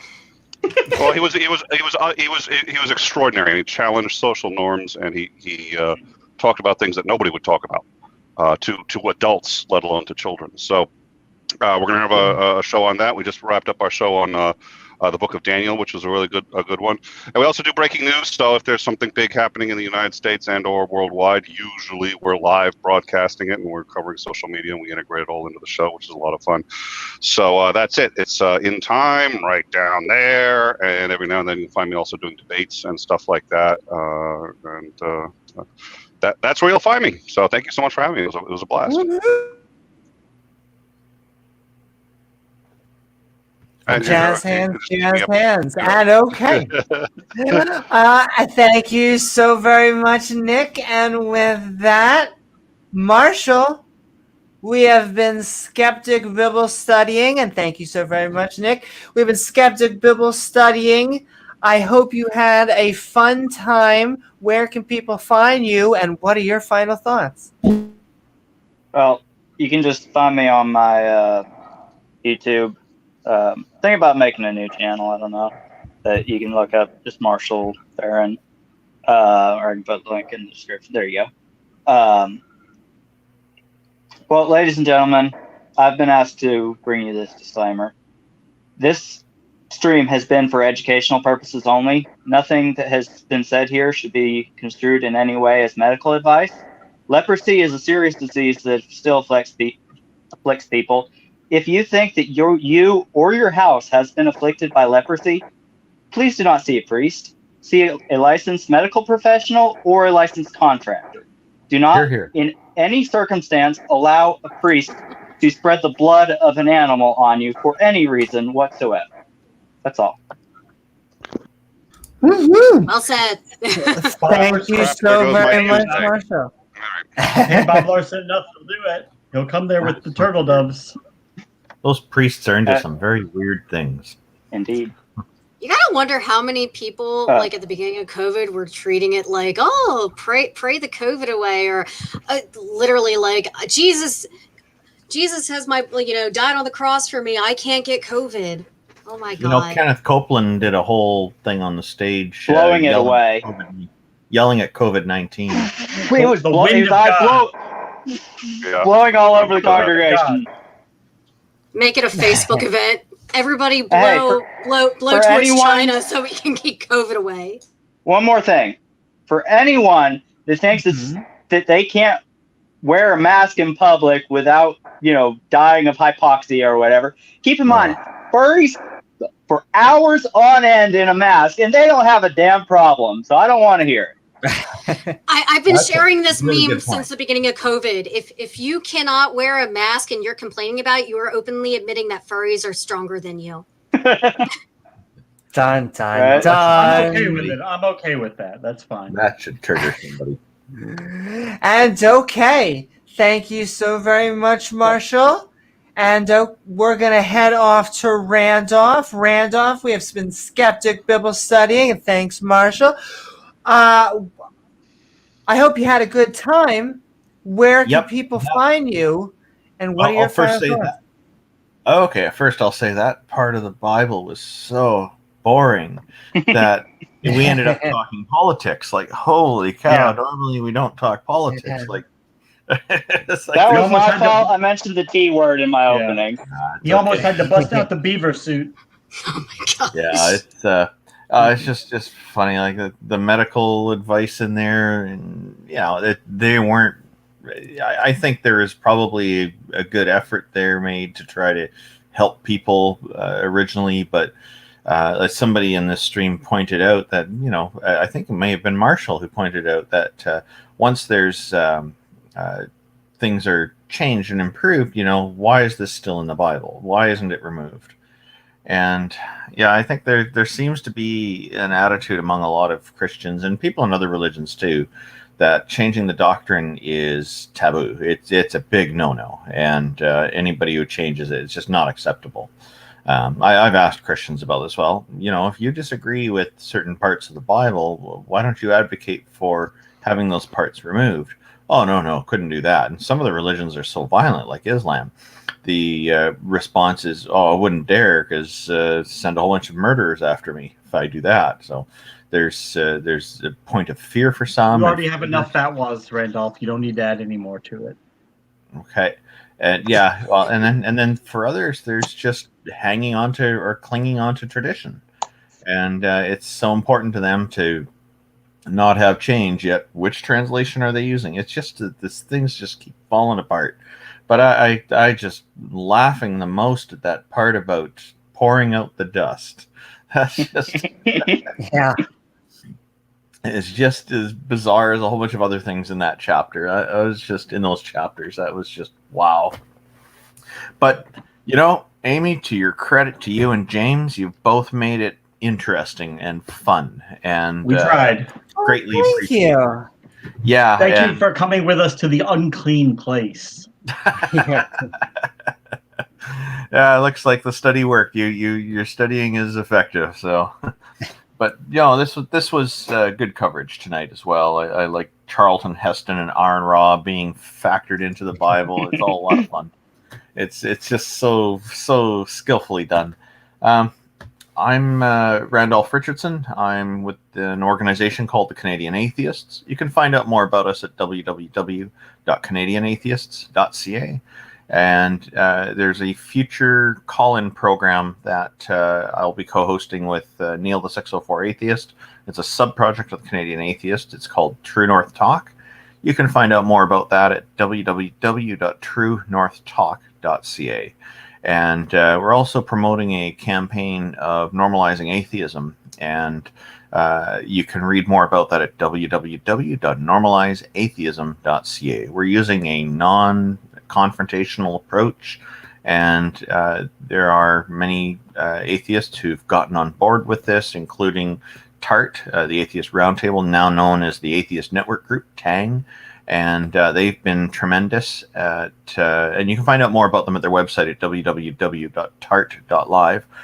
They've been really championing this cause and promoting it throughout the U.S. and the rest of the world that tunes into their shows. And I'm grateful for them for that, because we need more people on board supporting this. So, we're using a non-confrontational approach. There's even a few theists who are on board with this, which is wonderful as well. Because we're not asking for people to do more, we're just asking for people to do less. Not do the condescending stuff, not to be concerned for us for going to hell or stuff like that, because we just want to be treated the same as theists. When a theist says they believe in a deity or multiple deities, and the response is, oh, okay, that's kind of what we're hoping to see happen in the future in society with atheists when we say that we don't believe. Thank you very much for having me on, Amy, and everybody here. It's been thank great you, Randolph, for coming on. again. Yeah, and thank you to everybody. Thank you so very much. Good to see Godfather of atheism, folks. Randolph Richardson. Love you, Randolph. I love all of you, and we love you back. Thank you, all right. Thanks to everyone in the audience who's tuned in and has participated in the chat as well. Woohoo! And our mods. So thank you to both the chat for having a good time and being respectful while still having fun, and our mods who are just awesome. And okay, with that, thank you, Randolph. James, help us land the plane. We have been Skeptic Bible Studying. That plane crashed. It's already crashed. You're already dead, Amy. That might be true. Yeah, we were already dead. This is heaven, and yeah. So we learned. We got to look at some Bronze Age medicinal practices today. We got to see what the Bronze Age people thought about disease like leprosy, and that seems like they didn't know much more than anybody else at the time. In fact, I'm going to be rolling out pretty soon a new topic, let's just say, that's going to put that into greater focus. Still have to talk about it with Amy, but yeah, it's really going to rival something that the theists have been putting out lately.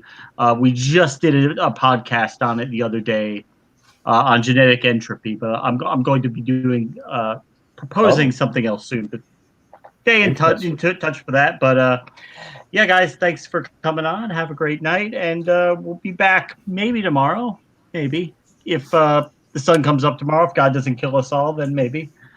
Woohoo! And thank you so very much, James. There's either a bot or a spammer in the chat. That Wesley Curry guy. He says, "Wow, thanks."